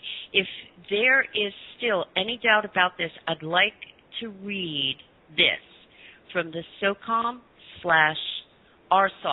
2022 report regarding command and control of the human domain. Quote, while the rise of non-state transitional actors will serve to complicate U.S. government actions throughout undergoverned nations, we cannot afford to discount the actions of state-sponsored actors who operate much like other violent extremist organizations, only with the state's direction and support. Countries where state-sponsored, non-state, and transitional actors, again that word, operate typically, we have weak and corrupt central governments, high unemployment, high poverty levels, limited or failing infrastructure, deep ethnic and religious divisions, and a history of humanitarian issues. Sound like any place you know? Sounds like many. Yeah. Sounds like the United States. Yeah, it does. Now, I remember you from your interview with Mr. Wells. I wanted to bring up something. I wrote a note here. You had emphasized the word actors, and you had made a point of that.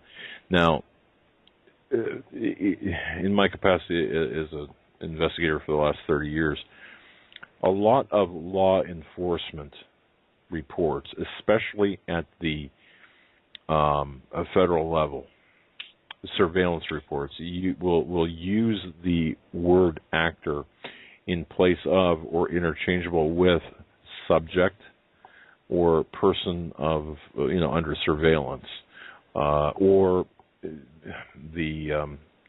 an individual, a perpetrator, for example, robbing a bank, in place of the perpetrator, they'll use the word actor. Now, for what it's worth, okay, I'm not making any other. I just wanted to tell you, I've seen that word used in federal law enforcement documents in that context.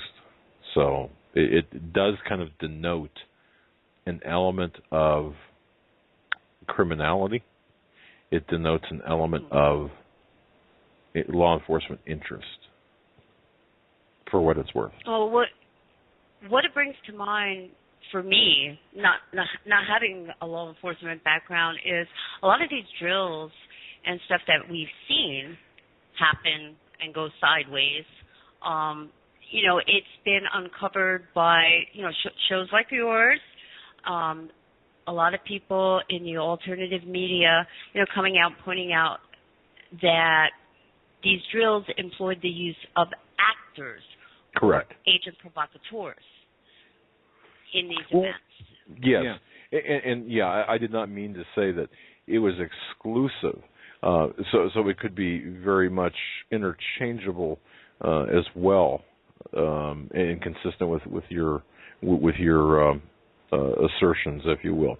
So it's indeed it is something that an unusual term for me to see in a military document and in the GON papers, because they make reference to actors in the GON papers as well.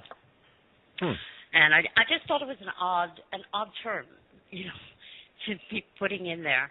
But now you've explained it a little bit from the law enforcement side, maybe that's what they're doing. It's almost an archaic term. I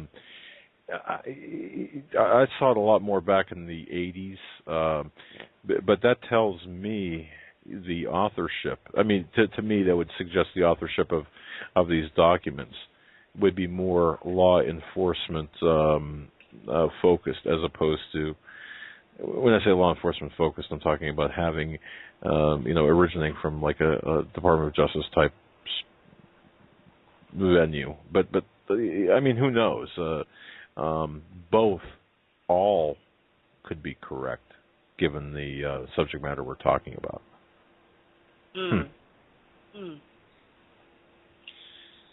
So, anyway. Wow.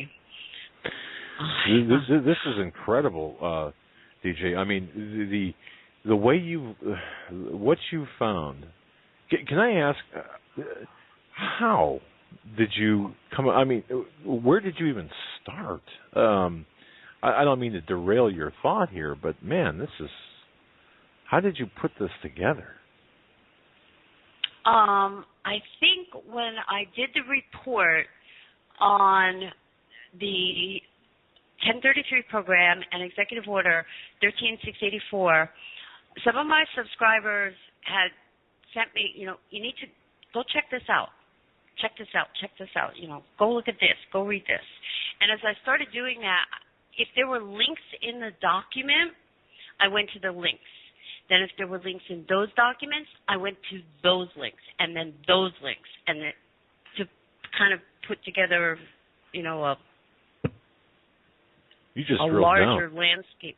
Yeah. Right. Yeah. You just kept drilling down, and that's you talk about burning the shoe leather, gumshoes. Well, it just like I said, you're. To me, the quintessential private investigator, just drilling down for information instead of burning it or wearing down the shoe leather. You certainly wore down your fingertips on the keyboard to get this information. So, my goodness, okay, and this is quite. This is pure command and control. I mean, and I don't know whether you've read the book by Joe. What was it? The Brzezinski Technocratic Era. Yeah. Was it Brzezinski? Yeah. Okay. Technocracy. Talking about from the 1920s and 30s. Well, with Brzezinski, I think it was from 70, but roughly. But yeah, I mean, the term goes back into the Fabian socialist. Right. People. Yeah. Mm. Yeah, and technocracy in America started as a movement itself, I believe, in the 1920s. Right. Okay.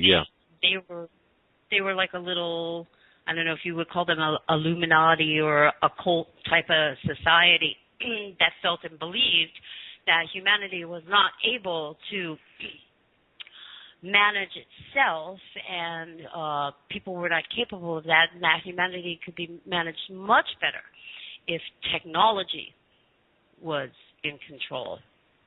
Back then, they didn't have, these huge computers, excuse me, and things they have today. But even back then, they envisioned this. So anyway, the reason that I think this net is about to be dropped on humanity is, well, there's basically 4, okay? First of all, the lies and deceit by way of misdirection are having less and less of an impact on the general population. People just are not believing what they're hearing from their government, what they're hearing from the mainstream media, things of that sort. They're just not, they're losing their grip. Another reason is I think that people are awakening now at an accelerated pace. And they foresaw this coming. They, maybe not to the speed that it's picked up to date, but they knew, and they I'm referring to are the elites, let's call them, okay, that are controlling everything that's going on. They foresaw this coming. Now, the propaganda machines are breaking down, and William Casey, retired director of the CIA, stated, as I'm paraphrasing this, is that, quote, we will know our operation, and I believe the operation he was referring to was Operation Mockingbird, has succeeded when everything the people know is false. Yep, I just read that the other day. Mm-hmm. That's a heck of a statement. We'll know our operation was a success when everything the people know is false. So, they're losing the battle for our minds right now, and I think much quicker than they had anticipated. So they've got to roll this out in order to offset that awakening, or to respond, if not offset, then at least respond to the awakening that's occurring in the people that are making a difference, which fits the overall, to me, it now this is making much more sense. It fits the exact nature of this so-called exercise. DJ, this is fantastic. We're at the top of the hour already. I know that we've got a couple more things to get into, including just the light topic of quantum computing, or whatever. Oh, that plays a major role in this. Okay. Well, we're at the top of the hour. Just hang with us. Grab a cup of tea or something for about 4 minutes here. We're going to take a break. Folks, you're listening to just a brilliant investigative researcher, DJ, Level 9 News. Look for Level 9 News on YouTube. A lot of information. I mean, a lot of information. Linked, will be linked off of HagmannHagmann.com for your convenience. But Level 9 News. Addition to the Hagmann Hagmann Report, our guest tonight is DJ, talking about Jade Helm. For those who joined us late, DJ was a guest on J.B. Wells' Caravan to Midnight, episode 309, as well as 314, talking about Jade Helm 15. which is an artificial intelligence-based computer system with astounding futuristic capabilities. DJ's website is level9news.com, and that's under construction, so keep your eye on that to pop up and have be available for content, and definitely bookmark that as soon as it does. All right, DJ, where would you like to start in this third hour? How about how quantum computing plays into this whole scheme? Yeah, absolutely. Okay. Well, up until I started doing all this research, I was of the same general opinion as many of my friends and many other people, and that is that the amount of data they're collecting on everyone is just so vast, they'll never be able to find anything meaningful in these massive data dumps. But just like, the endless printing of money, endless data collection has a point of diminishing returns.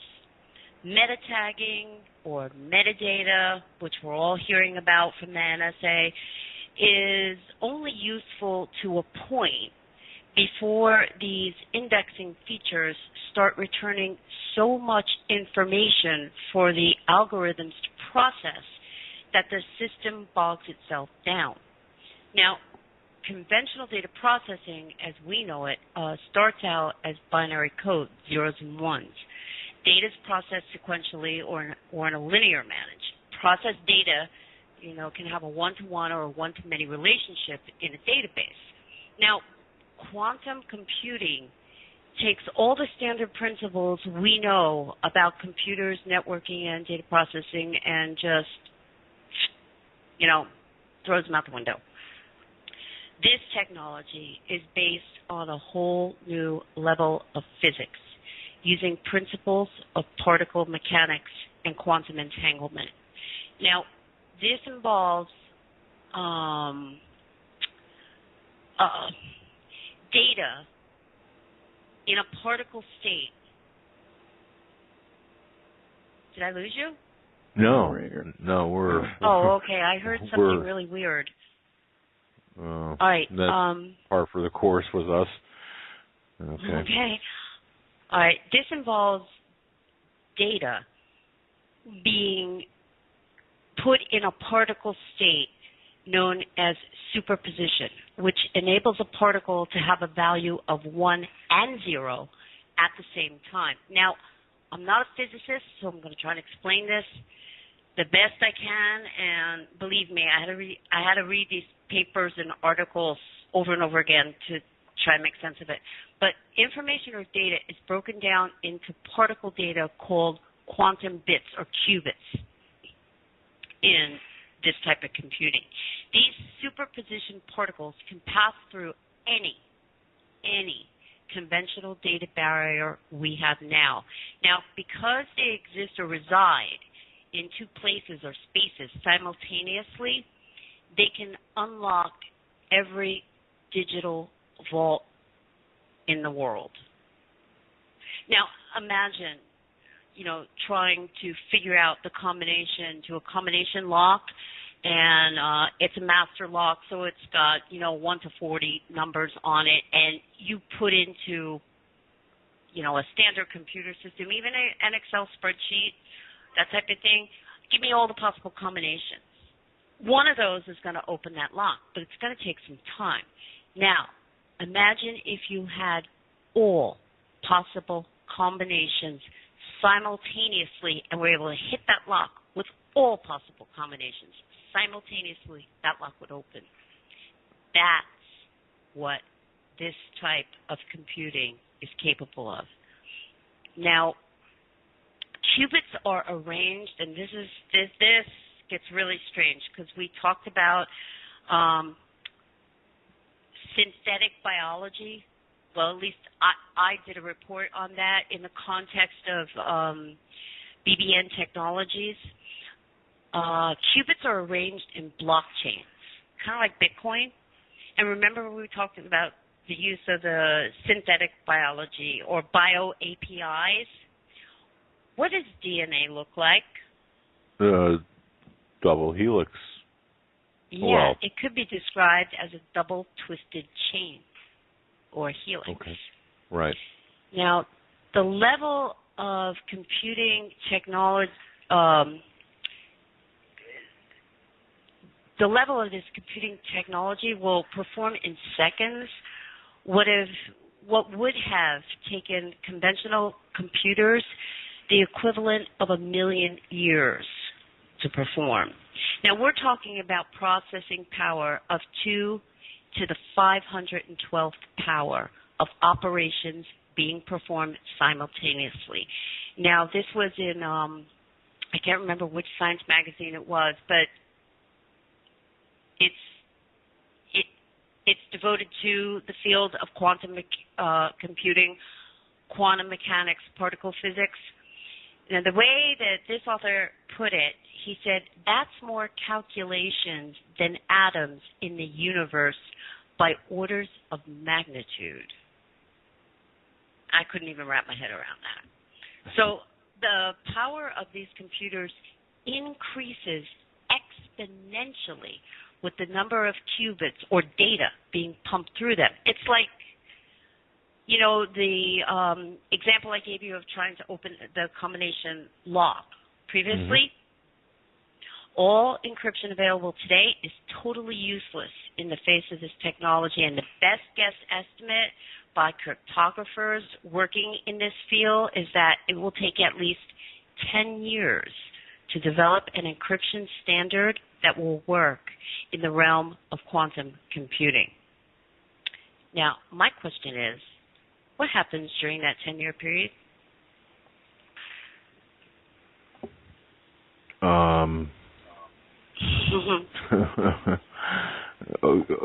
Okay. What does happen during that 10-year period?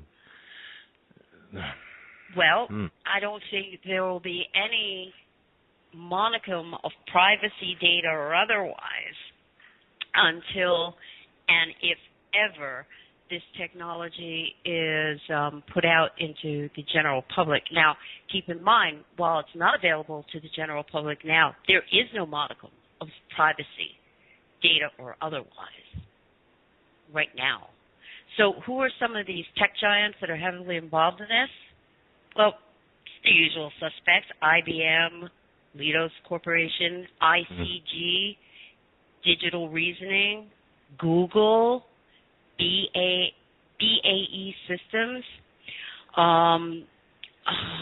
Microsoft and defense contractors, government intelligence agencies, those sort of big tech giants and global movers and shakers.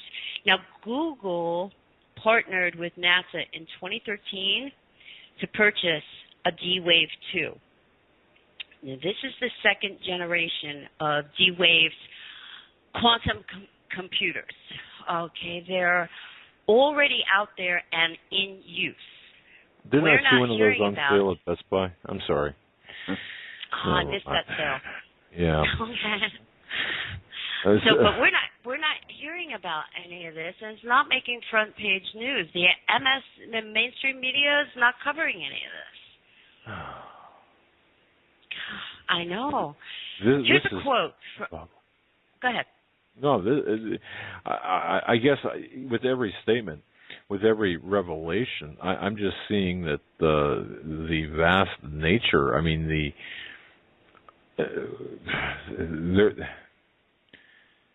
I'm just speechless, I suppose. But go ahead. I didn't mean to interrupt for babble. No, that's okay. This is a quote from Singularity Hub. All right?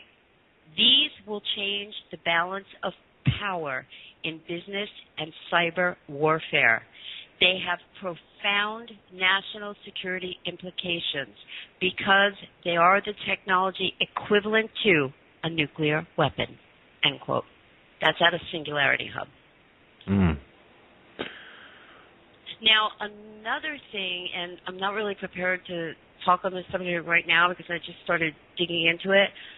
This system, this global information grid, this GeoInt, not too sure about Jade Helm, but definitely GeoInt and the global information grid, they can't operate. I do not believe they can operate on an IPv4 platform. They are going to be operating in an IPv6 universe, and that is not available to the general public at this time. You know how you get on the computer, you're contacting me through Skype, you know, your website has an IP address. It's, let me see if I can pull one up here. And I can't. But it has the equivalent of 4 data sets in it, numeric, no alpha. Right. IPv6 is much, much, much more powerful. It's IP addressing structure. Okay. The implications of that are what? Well, we can't see anything going on in the IPv6 universe.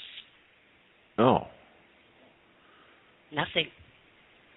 Not based on the technology we have. And we need the hardware hooked up to our computer systems, our switching stations, you know, DSLAMs and stuff, the routers, the modems, the internet backbones would require specific hardware geared to IPv6 in order to see it. So there's a parallel internet, if you will. Yes. Exactly. So, you know, this kind of, yeah, and we don't know what's going on in that universe. Darknet is a little bit different, but it could be considered a dark net because it's out there, it's in use, but we can't see it.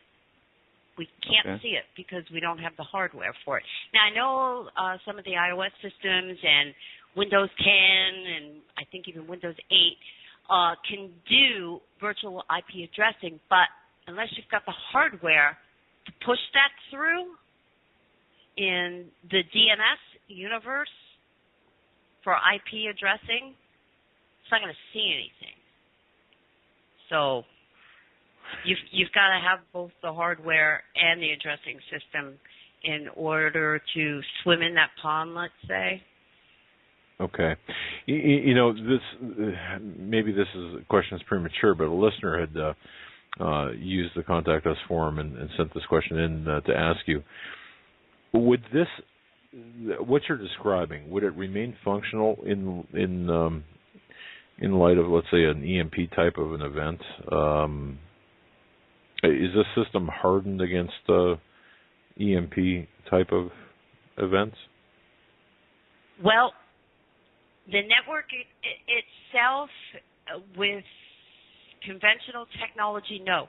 The data dump centers in EMP, probably no. Probably that would be one of the best things that could happen because it would probably erase or render inoperable all the data in those massive data dump centers like in Bluffdale, Utah. But I can tell you that in the construction of this D-Wave quantum computer, whether it's Evolution 1 or 2, they have to be almost completely shielded from any type of magnetic or electromagnetic interference. They can't operate with any type of electromagnetic interference. Now, your computer, my computer, everybody's computer, it's subject to some electromagnetic interference, just basically by the virtue of the environment that we live in. These quantum computers have to have super insulation from this.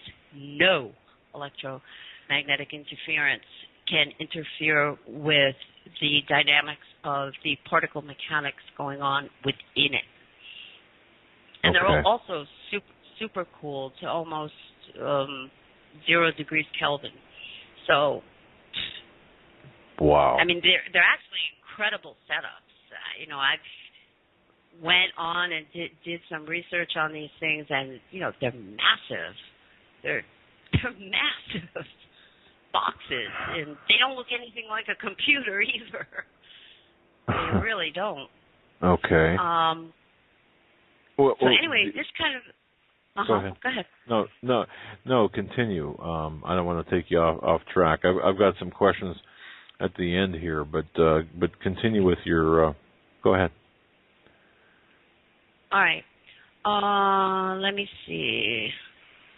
I want to go down to. Let me find it here.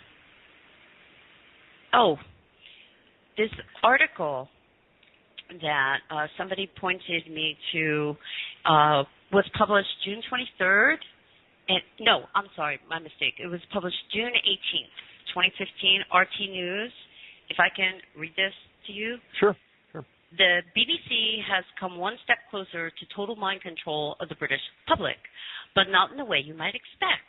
Developers at the state-funded broadcaster have been testing mind control technology that allows viewers to change channels using thought power alone.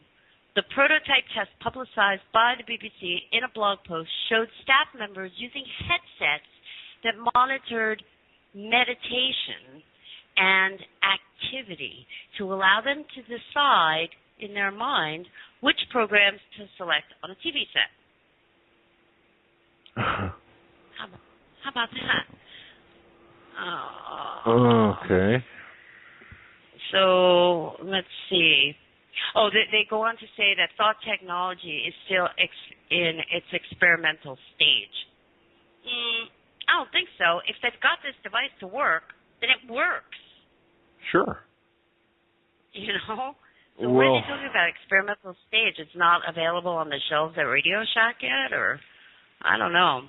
Maybe it could be experimental human testing stage where they... Well, I mean, she just said that, you could operate it just by thought. So it exists. To me, what we're seeing here is technology that's so far ahead that exists. We just don't know about it yet. Oh, and it has existed in, the level 3 and 4 tech worlds. It's when we hear about it, they've had it for decades. Right. They've been working on it, perfecting it for decades. So when we hear about it, we think, oh, this is brand new. No, it's not. No, it's not. They've been working on this in these dark little rooms, with these black projects for years. Let me see. I don't know if there's, anything more you want to know about this tech. But, I mean, that's almost MK Ultra stuff. If you can wear a device on your head and think, well, I want to watch the 6 o'clock news, and boom, it pops on the TV. This thing is a transmitter receiver. So if it can transmit thoughts, it can receive suggestions to be put into your thoughts as well. These are all double-edged swords. Right. All this new tech coming out. Now, I happen to go to the Bilderberg website, bilderbergmeetings.org. Right. Because I think that ended on, what? It ended recently, like on the 11th or something yes, like that. Yes, it was recent. Yeah, I'm not sure the exact date. But yeah. I'm glad you brought that up because that was one of my questions. But go ahead. Okay, some of the prime architects for the design and development of global governments were in attendance. And you can go to bilderbergmeetings.org, put it into Google, go to the site, and you can get a whole list of attendees, their associations, their affiliations, and from what nations they're from. The steering committee members include Peter Thiel, PayPal co-founder and major investor in Facebook, Eric Schmidt, executive chairman of Google, and let's see here. And Ken Jacobs, the CEO of Lazard. So who or what is Lazard? Lazard was founded in the 1848, I believe, and has initially been focused on financial and asset management. Lazard is a large multinational concern and has its presence in 43 cities across 27 countries and is now branched off into other areas specializing in energy, media, and communications technology. In a press release dated September 18th, 2014, Lazard stated in its, quote, new levelized cost of energy analysis, end quote, large-scale conventional generation projects such as IGCC, which is integrated gasification combined cycles, or nuclear, continue to face a number of challenges, including high absolute costs, significant cost contingencies, competition from natural gas companies in many parts of the world, and policy uncertainty. Notwithstanding these issues, alternative energy sources will not be able to meet the base load generation needs of an advanced economy for the foreseeable future. Now, this sounds a lot to me like they may be heading towards or steering towards global energy rationing in order to levelize, as they put it, costs to these privatized energy corporations. Now, smart meters, smart grids, they're all tied into the grid. Yeah. And we've known about their ability and possibility in the future to be able to control temperatures inside of homes, whether in the summer the power grid gets overtaxed due to the amount of air conditioners that are in use. The smart meters are able to turn down your temperature. And also something that's been rolled out as newer is a Time Warner cable. They have the new Intelligence Home app where you can sync all your light bulbs, garage door, front door, everything that's electronic up to an app on your phone and monitor and control them from out of town. Yeah.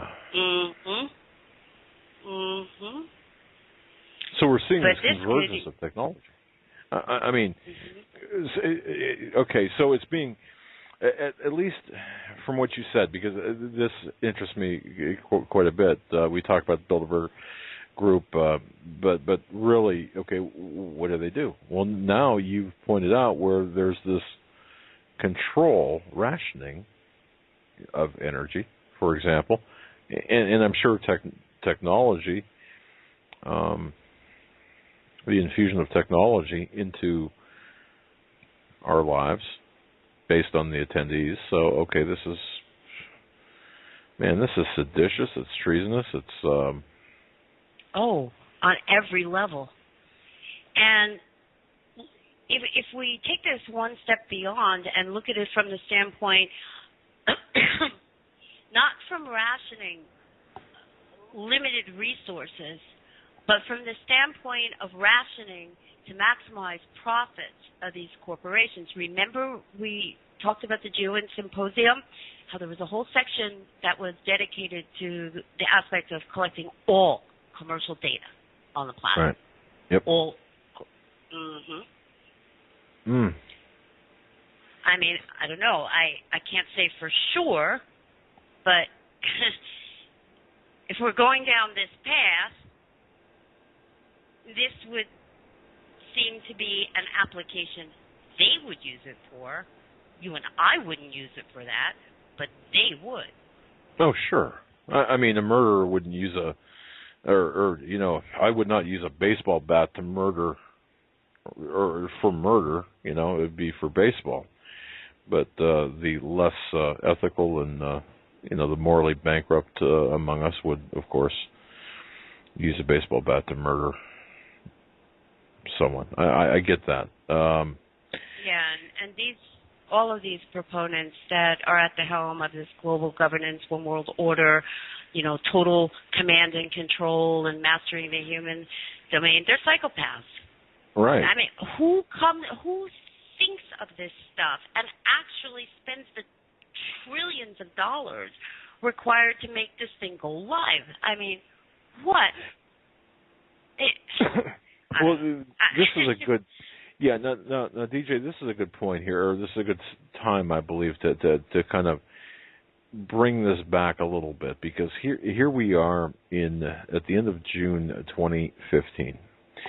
we're weeks away, July 15th. That's the ostensible date that Jade Helm 15 is going to start, and it's going to last for 3 months, they say. Now, okay, we've talked about all of this technology.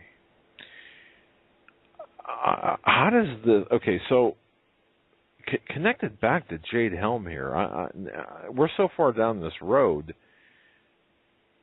What has Jade Helm got to do with something that has already exists, technologically speaking?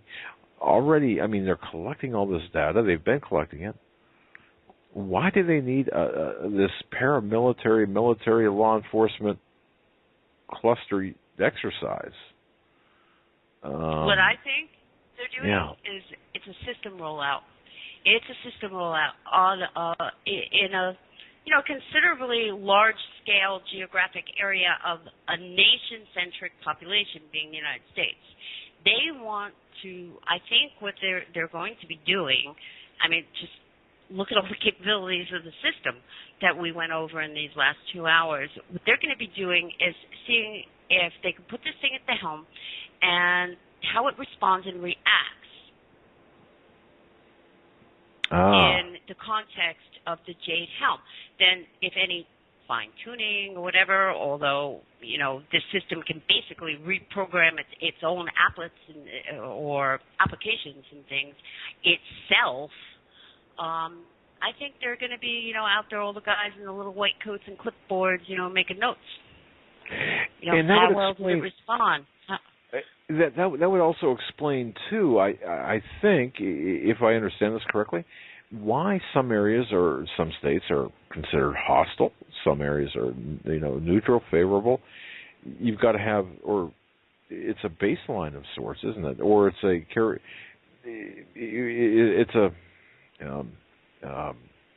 data input, so to speak. I'm trying to think of the word, but it serves a purpose beyond what people have said it serves. Well, it serves two aspects, I think, based on all of the stuff I've read.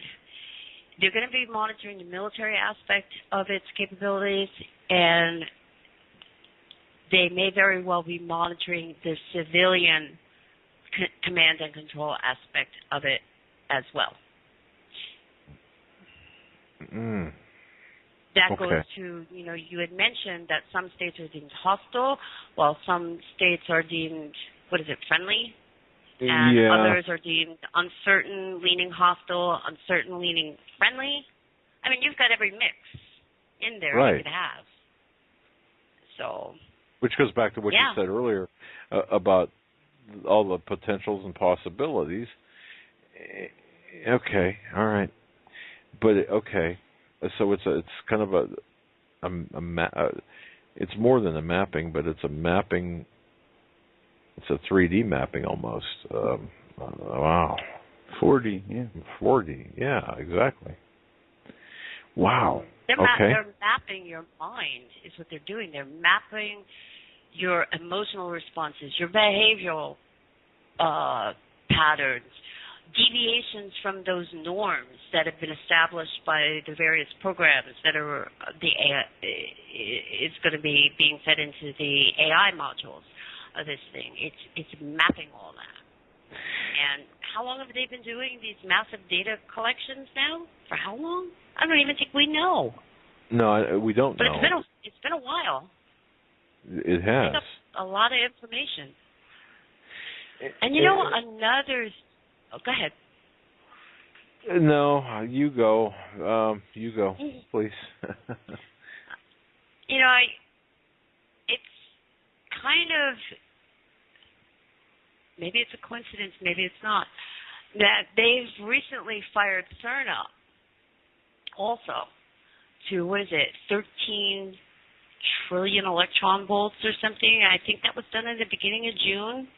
And they're going to fire it up again during the period of the exercise.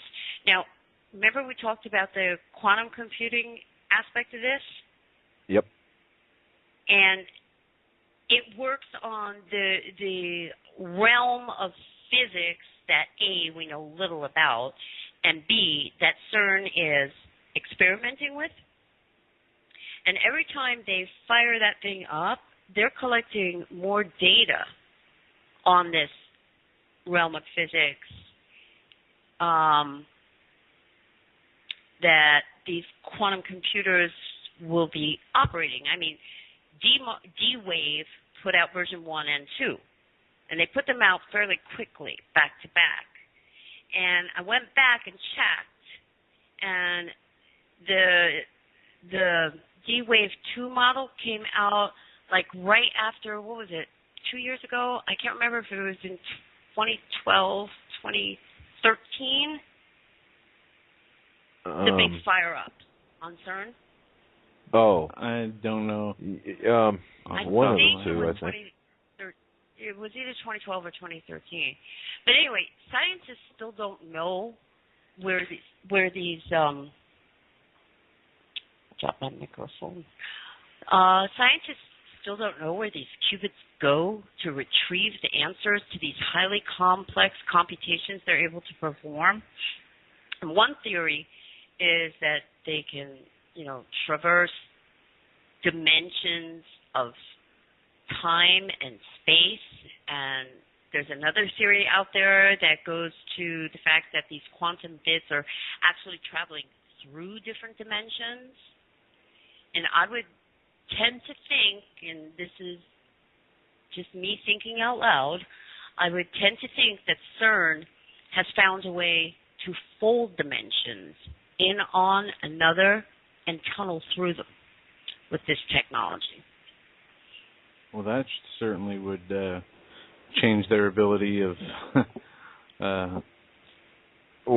creating the, systems, the Hegelian dialect, problem, reaction, solution. That would give them basically unlimited access to do whatever it is they please and impose whatever they want to impose on the population. Indeed. Mm-hmm. They're working on how to map or model consciousness. What is it? How does it operate? They're looking for the technological answers to the questions what is the soul?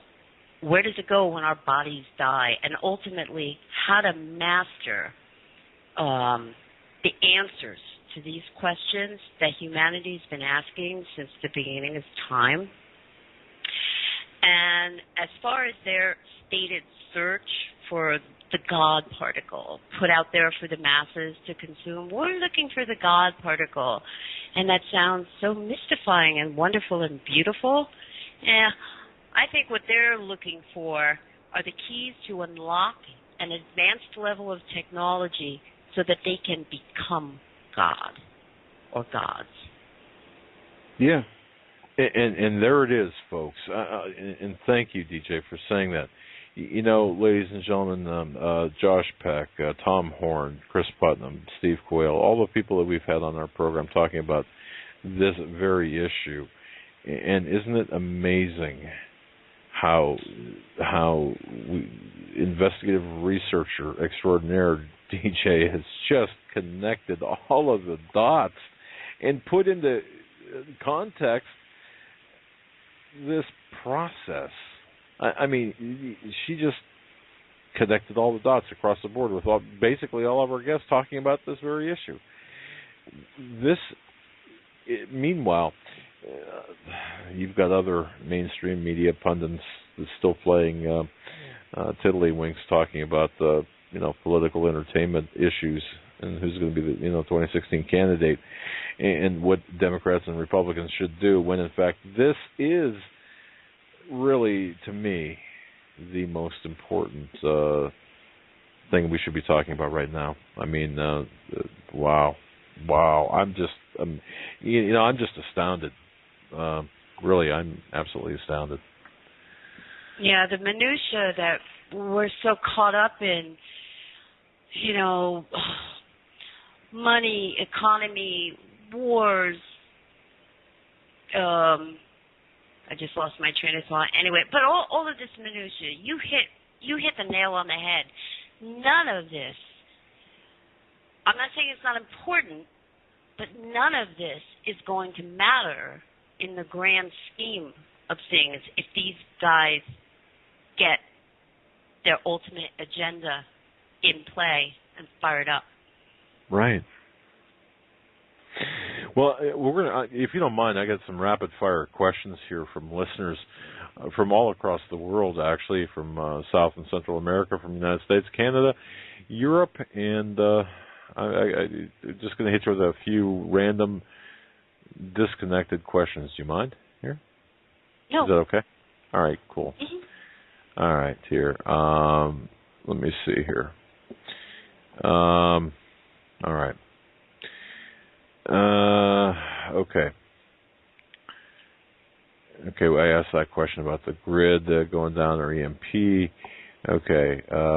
What about Edward Snowden? The Edward Snowden disclosure. Does this fit anywhere? Did you run across the Snowden's disclosures?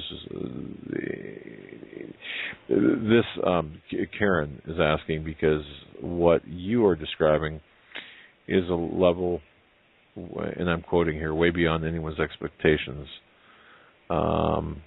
Would Snowden have known about this, or I'm not sure. I don't know. I'm not particularly sure or clear on what his actual role was in intelligence or the NSA. So I don't know. You know how keen these people are on compartmentalization, you know? Mm-hmm. Yeah. If you have a need to know, then you can know. You know, I think Snowden did the world a great service by coming out with the stuff he did know and letting the people know what was going on behind the scenes. I don't know. I'd be interested in what he thinks. Interesting. And I will say this. The emails that we're getting, just so many complimentary of your delivery and explanation of a very difficult, complex subject. Many, many people want to thank you for what you do, what you've done, and all of the information. So on behalf of many listeners throughout the world, I just want to kind of just instead of saying it individually here. B writes this, guys, I know the government uses the media, but as I'm listening to her, I'm thinking of TV shows like Person of Interest on steroids, in parentheses, American Odyssey 2, and so on. I've not seen any of these programs, so I don't know. Me either. Do you think that I guess, well, here, it doesn't really matter, because she writes, do you think, DJ, that the programmers, the people that behind the programming, are preparing or putting these shows out on television to prepare us to accept this kind of technology? I think it's very, very possible if you subscribe to the code of conduct, let's say, that these evil, I don't know how else to call them, evil people must subscribe to, is that they have to give a forewarning or clues or, some type of a message. They have to put it out there, just so they did it, or else, they violate some type of code. I don't know if I'm making sense. Yeah, right. Yeah, it's the rule where you've got to tell the victim what you're going to do. Basically, they're going to tell us what they're going to do before they do it. It's this twisted code of, Luciferian satanic conduct, if you will, and Illuminati, whatever you're going to call it. I got that. Yeah. Okay.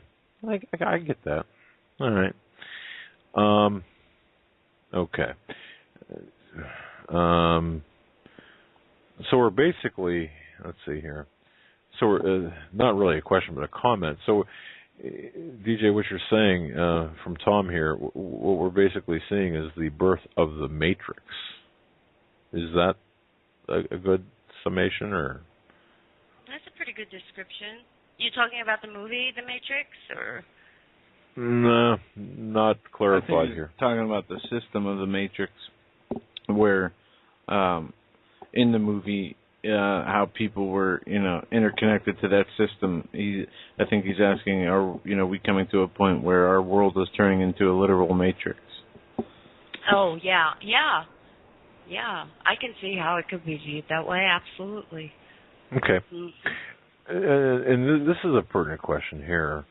Is there anything that we can do individually to fight this? What can we do if anything, to fight this? Wear aluminum foil on our heads? Wear magnets on our body? I mean, Well, with respect to the Jade Helm exercise, the only advice I can give is don't participate.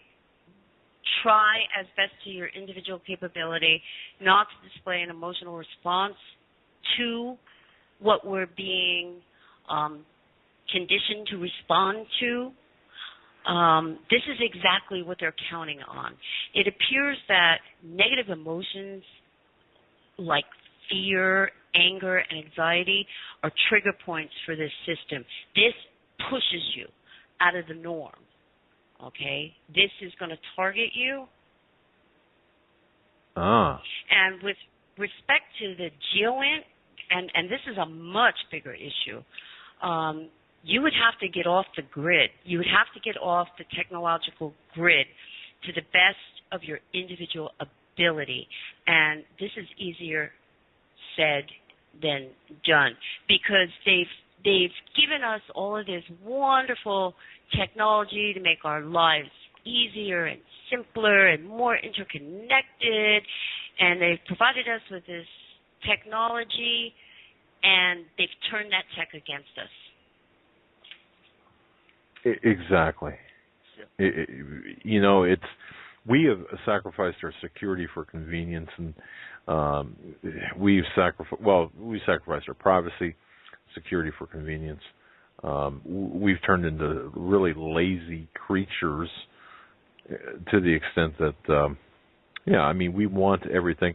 You look at these refrigerators that are being sold now. Look at all the appliances that make things so easy for people. Well, we're a victim of our own apathy and laziness, and I get that. I've never longed for a car that doesn't beep when you fail to buckle your seat belts, or By the way, just as an aside, somebody better tell me where that thing beeps, because I'm going to put a bullet right through that dinger thing that says to buckle up. Sorry, a little frustration tonight. I don't like to be told to buckle my seatbelt if. Never mind, DJ. I'm sorry about that. I digress. All right. Where do you see this? How quickly before? Well, have we reached the point of no return? This from JR out of Long Island. Have we reached the point of no return? Can we turn this around, or is it over? Well, I don't like to believe anything is ever over. Okay, we are divine, sentient, conscious, spiritual beings. Okay, and the only way this is over, I think, is if we acquiesce to it, if we give up, if we surrender. And I think in order to stop this, the answer is obvious. These huge data repositories, like the one in Bluffdale, Utah, the underground data repositories, they have to be unplugged. The data storage media needs to be erased or rendered unusable. Data sweeps like the data sweepers, like the Gwen Towers and the dirt boxes, and now there's wide track tech and all this other stuff that we don't even know is out there. All the hardware needs to be somehow disabled. I can just picture somebody just walking over and unplugging an extension cord and really screwing them up. Okay. I don't know. Okay, yeah. I don't know. I think, the best, in my humble opinion, the best thing to do is to stay morally and spiritually focused. Okay, be nice to people. Be nice to people. When you go to the store, or you go out to you go to the gas station, somebody's pumping gas, look over and smile at them. Just smile. Just smile. Make eye contact. This system is predicated on negative emotional response. So if we can somehow, on a large level, change the direction they're hurting us towards and do the opposite, I don't know, this may have an effect on this thing. That's interesting you bring this up, because my question from me was going to be, if they're collecting this information, and as you mentioned early on about it reacting to negative emotions, are they attempting to foment through this and other means civil unrest, rioting, and is this a stepping stone for, dare I say, martial law, or the clamping down of our civil liberties? Oh, absolutely. Okay. Absolutely, that's what the government is doing, and the media. And unfortunately, a lot of these feelings and the hostility and anger is being repeated in the alternative media forums too, and I'm not sure that's such a good thing to be doing. You see a lot of people posting, getting back to positive feelings, and just being nice to people. Just be nice. I mean, if you read some of the posts on Facebook, even on YouTube, I mean, there's some really useful stuff out there. Oh yeah. It's like, why do you have to be that way? I know that sounds very juvenile, but it's very basic in its applications. Yes, spiritually it's very also. Basic. Yeah. Mm-hmm. And you're feeding the beast with negative emotions. If this is trained to hone in on that negativity and trained to look for the waves of negative emotion, and I don't want to sound new age, but if that's the harmonics, if you will, that they're tuned into, well, you don't want to feed the beast. You don't want to assist them in their So okay, that makes sense. Yeah, I get that. Wow. Well, DJ, you've done it. You've actually gone through 3 hours, an incredible 3-hour program, one for the record books indeed. I don't know how to thank you except to say thank you, and we've got such an overwhelming response from our listeners wanting to say thank you so much for all of your hard work, recognizing the long hours you put in. And thank you for agreeing to appear on our show with us. Your YouTube channel, please, if you give it out. And it's just Level 9 News. Level 9 News, okay. Please, ladies and gentlemen. And I probably have about 6 hours of reports, maybe about 6 hours, give or take, of reports on different aspects of this on that channel. And I want to thank you both, Doug and Joe, for getting this information out. Oh, it needs to be. Well, it's great because, it's your information. We're just the... No, this belongs to everybody. This is everybody needs to your know findings, this. Your research findings, which I have to say, looking over the information that you uncovered, now it really is beginning to make sense, and the evil behind this is just nearly incomprehensible. Wow. I agree. This is not stemming from any love for humanity.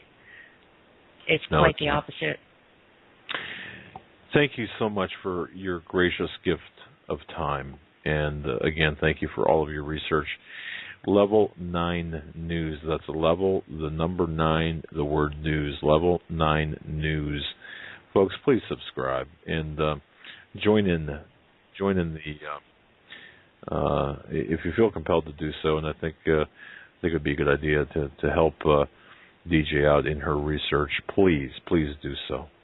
I mean, what a gracious lady, and what a talented lady for finding all of this information. God bless you, DJ. Thank you so very much for your time tonight. All right. Thank you. All right, folks, that'll do it for us tonight. Tomorrow night, Nathan Leal coming at this Jade Helm from a spiritual perspective. I mean, everything Nathan has said is pretty much very consistent with DJ. His findings very, very good. Talk about two back-to-back talented, great guests. Tomorrow night, Nathan Leal. Please tune into that program as well. And folks, tell people about tonight's broadcast. Tell people about the Hagmann Hagmann Report, and remind people about tomorrow night. Joe, thanks. Yeah, thank you to DJ. And tomorrow night, Nathan Leal. It's been a great show. Until tomorrow, stay safe, God bless, and have a great evening.